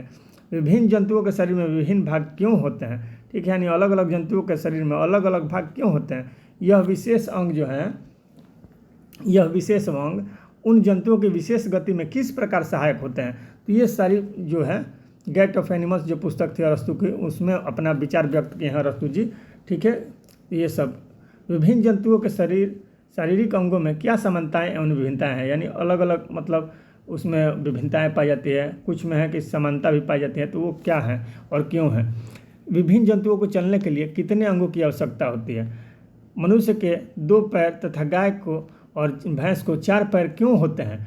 बहुत से जंतु समपादी होते हैं, यानी समान पैर होते हैं, तो वो क्यों होते हैं। हमारे पैरों के मुड़ने का ढंग हमारे हाथों की तुलना में अलग क्यों है, यानी पैर का जो घुटना से मुड़ता है तो पीछे की तरफ, वहीं केहूनी से आगे की तरफ मुड़ता है, तो इसमें अलग प्रकार क्यों है, भिन्नता क्यों है। इतने अधिक प्रश्न संभवतः अपने क्रियाकलापों द्वारा हमने कुछ प्रश्नों के उत्तर प्राप्त भी कर लिया है। जैसा कि हमने केहूनी वगैरह घुटना वगैरह देख लिया कि उसका वहाँ पर उस प्रकार का ज्वाइंट रहता है, यानी बनावट रहता है, इसके कारण वो मतलब आगे की ओर और पीछे की ओर मुड़ पाता है। ये सारे चीज़ हम लोगों ने देख भी लिया है। ठीक है, तो वही है कि इतने अधिक प्रश्न संभवतः हमने अपने क्रियाकलापों द्वारा हमने कुछ प्रश्नों के उत्तर प्राप्त करने का प्रयास किया है, हमें कुछ और प्रश्नों के उत्तर खोजने हैं। ठीक है, आगे देख लीजिए, यहाँ पर दिया गया है बेहतर जीवन के लिए योग। ठीक है, तो ये सभी जो मतलब कहने का मतलब है अरस्तु के मन में विचार आया था, तो जो कि मतलब अलग अलग मतलब क्यों होता है भाई, मतलब जंतुओं में मतलब चलने का, ये सब चीज़ का, क्योंकि उनके बारे में मतलब हमने डिटेल से भी देखा कि उसकी शारीरिक संरचनाएं जो होती है, बनावट होता है, वो अलग अलग होता है। ठीक है, लेकिन अब पूछेगा कि आखिर ये अलग अलग क्यों होता है तो ये भी प्रश्न हो गया। ठीक है, तो सवाल है, बहुत चीज़ सोचा जा सकता है, तो इस प्रकार अपने मन में भी आप भी सवाल सोच सकते हैं और उसका सवाल का आंसर ढूंढने का अपने से प्रयास कीजिएगा। ठीक है, इससे क्या होता है, माइंड डेवलप्ड होता है। चलिए आगे देख लेते हैं, जो बात का बात है कि बेहतर जीवन के लिए योग, इसके बारे में हम लोग देख लेंगे, पाठ में दिया गया है, तो इसके बारे में भी चर्चा करेंगे। तो योग दिवस आपको मालूम होगा कि 21 जून को मनाया जाता है। तो आइए देख लेते हैं। योग प्राचीन भारतीय परंपरा का एक अमूल्य उपहार है। संयुक्त राष्ट्र द्वारा 21 जून को, कब भाई, 21 जून को अंतर्राष्ट्रीय योग दिवस के रूप में घोषित किया गया है। योग व्यक्ति को क्या करता है, तो स्वस्थ रखता है। यह मेरुदंड को सीधा रखने में मदद भी करता है, जिससे आप सीधे बैठते हैं, झुक कर नहीं। योग की नई मुद्राएं ऐसी हैं जिसमें आप स्वयं का वजन उठाते भी हैं, जिससे अस्थियां क्या होती है, मजबूत होती हैं और ऑस्टियोपोरोसिस से बचाती है। ऑस्टियोपोरोसिस जो हड्डी में मतलब कमजोरी हो जाता है और उठने बैठने में दिक्कत होता है, तो इससे क्या होता है, हमको राहत मिलता है। ठीक है, अस्थियां मजबूत हो जाता है। ठीक है, योग करने से यह जोड़ों के दर्द को कम करती है। अधिकतर बुजुर्ग लोगों में देखा जाता है जोड़ों का दर्द, यानी घुटना का संधि मतलब जहाँ जहाँ होता है। ठीक है, तो वहाँ पर देखते हैं कि बुजुर्गों में अक्सर ये सब रोग पाया जाता है। इससे शरीर की सभी मांसपेशियां सक्रिय हो जाती है, एक्टिव हो जाती है। इससे हृदय भी स्वस्थ रहता है, जिससे वह अधिक दक्षता से यानी एफिशिएंसी से कार्य करेगा। ठीक है, यानी हृदय में, हार्ट में ज़्यादा एफिशिएंसी आ जाएगा। ठीक है, और वो अच्छा से काम करेगा। कुछ योग आसन ऐसे हैं जिसे एक प्रशिक्षित व्यक्ति की देखरेख में ही किया जाना चाहिए, अन्यथा क्या होगा, गलत तरीके से कीजिएगा तो उसका गलत परिणाम निकलेगा। ठीक है, और स्वास्थ्य सुविधा में गड़बड़ी आ जाएगा। ठीक है, अब देख लीजिए प्रमुख शब्द है, यहाँ टर्मिनोलॉजी है कुछ, तो इसके बारे में हम लोग देख लेते हैं। मेरुदंड हो गया, जिसके बारे में भी आपने जाना। कंदुक खलिका संधि कहाँ पाई जाती है, इसके बारे में भी आपने देख लिया कि कंदुक खलिका संधि है जो शोल्डर वगैरह में यानी कंधे में या श्रोणीय अस्थियों में पाई जाती है। सुख के मतलब में आप समझ लिया कि सुख का मतलब क्या होता है, अभी आपने देखा था। ठीक है, उपास्थि के बारे में आप जान गए हैं। गुहिका, अचल संधि, जंतुओं की चाल, हिंज, यानी ये सारा जो शब्द दिया गया है इसके बारे में एक एक नज़र देख लेना है। धारा रेखीय क्या होता है, तो धारा रेखीय जो मछली होती है उसमें धारा रेखीय के द्वारा। ठीक है, श्रोणीय अस्थियाँ, धुराग्र अस्थियाँ जिसको पिवट जॉइंट बोलते हैं। ठीक है, तो ये सारा चीज़ हम लोग ने देख लिया। ठीक है, पसलियों की संख्या कितनी होती है, पसली पंजर दिया गया तो 12 जोड़ी होती है पसलियाँ। तो चलिए आगे देख लेते हैं। यहाँ सारांश दिया गया है, तो सारांश को एक नज़र हम लोग देख लेते हैं। देखिए दिया गया है, अस्थि एवं उपास्थि मानव कंकाल बनाते हैं। अस्थि एवं उपास्थि मिलकर क्या करते हैं भाई, तो मानव कंकाल बनाते हैं। ठीक है, तो चलिए देख लेते हैं आगे। यह शरीर का पिंजर बनाता है और इसे एक आकृति भी देता है, यानी ये क्या करता है, शरीर का पिंजर भी बनाता है और इसे एक आकृति भी देता है। कंकाल जो होता है चलने में सहायक है और आंतरिक अंगों की सुरक्षा करता है, यानी हमारा जो अंदरूनी अंग है उसकी सुरक्षा कौन करता है, कंकाल ही करता है, स्केलेटन ही करता है। ठीक है, मानव कंकाल खोपड़ी, मेरुदंड, पसलियों, वक्ष की अस्थि यानी चेस्ट की हड्डी, कंधे एवं श्रोणी मेखला तथा हाथ एवं पांव की अस्थियों से बनता है। यानी मानव का कंकाल क्या है, तो ये सारी हड्डियों से मिलकर ही मानव कंकाल बनता है, जिसमें ये सारी हड्डियाँ आ जाएंगी, जैसे खोपड़ी की हड्डी, मेरुदंड, पसलियों की हड्डी, हाथ एवं पाँव की हड्डी, ये सभी मिलकर ही ना मानव कंकाल बनता है। ठीक है, आगे देख लेते हैं। पेशियों के जोड़े के एकांतर क्रम में, यानी पेशी जो है, पेशियों के जोड़े के एकांतर क्रम में सिकुड़ने यानी संकुचन, फैलने यानी शिथिल से क्या होता है भाई, अस्थियों में गति प्रदान होता है। अस्थियों की संधियाँ अनेक प्रकार की होती हैं, यह उस संधि की प्रकृति एवं गति की दिशा पर निर्भर करता है। ठीक है, आगे देखेंगे। पक्षियों की दृढ़ पेशियाँ तथा हल्की अस्थियाँ मिलकर उन्हें उड़ने में सहायता प्रदान करती है। यानी पक्षियों में क्या होता है भाई, दृढ़ पेशियाँ होती है, मजबूत पेशियाँ होती है और हल्की उसमें हड्डी होती है। ठीक है, हल्की हड्डी होती है लेकिन मजबूत रहती है, वायु प्रकोष्ठ उसमें भरा रहता है और ये क्या करता है, उनको उड़ने में सहायता प्रदान करता है। ये पंखों को फड़फड़ा कर उड़ते हैं। ठीक है, आगे देखते हैं। मछली शरीर के दोनों ओर एकांतर क्रम में वलय बनाकर जल में तैरती है। मछली जो है शरीर के दोनों ओर यानी दोनों तरफ एकांतर यानी अल्टरनेट क्रम में वलय बनाकर जल में तैरती है। ठीक है, आगे देख लेते हैं। सर्प अपने शरीर के दोनों ओर एकांतर क्रम में वलय बनाते हुए भूमि पर वलयाकार गति करता हुआ आगे की ओर फिसलता है यानी रेंगता है। बहुत सारी हड्डियाँ एवं उससे जुड़ी पेशियाँ शरीर को आगे की ओर धक्का देती है, जो कि वलय के रूप में रहती है। ठीक है, आगे हम लोग देख लेते हैं कॉकरोच यानी तिलचट्टा के बारे में। तो देख लीजिए, यहाँ पर दिया गया है। नेक्स्ट, तिलचट्टे का शरीर एवं पैर कठोर आवरण से ढके होता है, जो कि बाह्य कंकाल यानी एक्सटर्नल स्केलेटन कहलाता है। वक्ष यानी जो छाती होता है, चेस्ट की पेशियाँ 3 जोड़ी पैरों एवं 2 जोड़ी पंखों से जुड़ी होती है। ठीक है, 2 जोड़ी पंख होते हैं इसमें, यानी 4 गो पंख होता है और 3 जोड़ी पैर यानी 6 गो इसमें पैर होता है, काची में, तिलचट्टा में। ठीक है, ध्यान रखना। तिलचट्टा को चलने एवं उड़ने में सहायता करता है। ठीक है, तिलचट्टा चल भी सकता है, उड़ भी सकता है। अब बात आ गया केंचुआ यानी अर्थवर्म। तो देखिए, केंचुआ में गति शरीर की पेशियों के बारी बारी विस्तरण एवं संकुचन से होता है। शरीर की अधः सतह पर सुक केंचुओं की भूमि पर पकड़ बनाने में सहायता करता है। सुक क्या होता है, सुक के बारे में अभी हमने देखा था। सुक जो होता है बाल जैसी संरचना होती है। ठीक है, घोघा जो होता है पेशीय पाद की सहायता से चलता है। पेशीय पाद यानी पेशी में जो पाद रहता है उसी की सहायता से घोघा चलता है और इसमें भी कवच होता है। ठीक है, जो कि इसके मतलब अंदरूनी मतलब जो इसका हिस्सा है उसको सहायता यानी सहायता बोल रहे हैं, सुरक्षा प्रदान करता है। ठीक है, तो ये आपका चैप्टर एंड हुआ यहीं पर और आगे प्रश्न है। तो जब प्रश्न वाला सीरीज चलेगा तो वहाँ पर हम लोग देखेंगे। ऐसे तो इस चैप्टर में बहुत मतलब कम प्रश्न है, इसको कर भी सकता है आदमी, लेकिन ये गलत हो जाएगा क्योंकि इससे जो भी 4 चैप्टर पहले का है उसमें हम अभी तक प्रश्न नहीं कराए। ठीक है, तो हमारा मतलब यही है कि पहले चैप्टर खत्म कर लिया जाएगा, उसके बाद एक सीरीज चलेगा प्रश्न वाला, तो वहाँ पर हम लोग हर चैप्टर का एक ही वीडियो में देख लेंगे प्रश्न। ठीक है, तो चलिए मैराथन वीडियो आएगा प्रश्न वाला, उसमें 1 से लेकर जितना भी चैप्टर इसका 6 क्लास कराएगा उसमें हम लोग सारे प्रश्न देखेंगे। ठीक है, तो चलिए मिलते हैं नेक्स्ट वीडियो में, तब तक के लिए आज्ञा दीजिए। और हाँ, फिर से आपसे दोबारा संपर्क होगा, उससे पहले आपको बता दें कि यदि आप चैनल पर नए हो तो चैनल को सब्सक्राइब कर लीजिएगा और बेल आइकन प्रेस कर लीजिएगा, ताकि जब भी हम वीडियो अगला अपलोड करें नोटिफिकेशन आपको समय से मिल जाए। ठीक है दोस्तों, और वीडियो अच्छा लगे तो लाइक और शेयर जरूर कीजिए। मिलते हैं नेक्स्ट वीडियो में, तब तक के लिए आज्ञा दीजिए। Thanks, bye and take care. जय हिंद।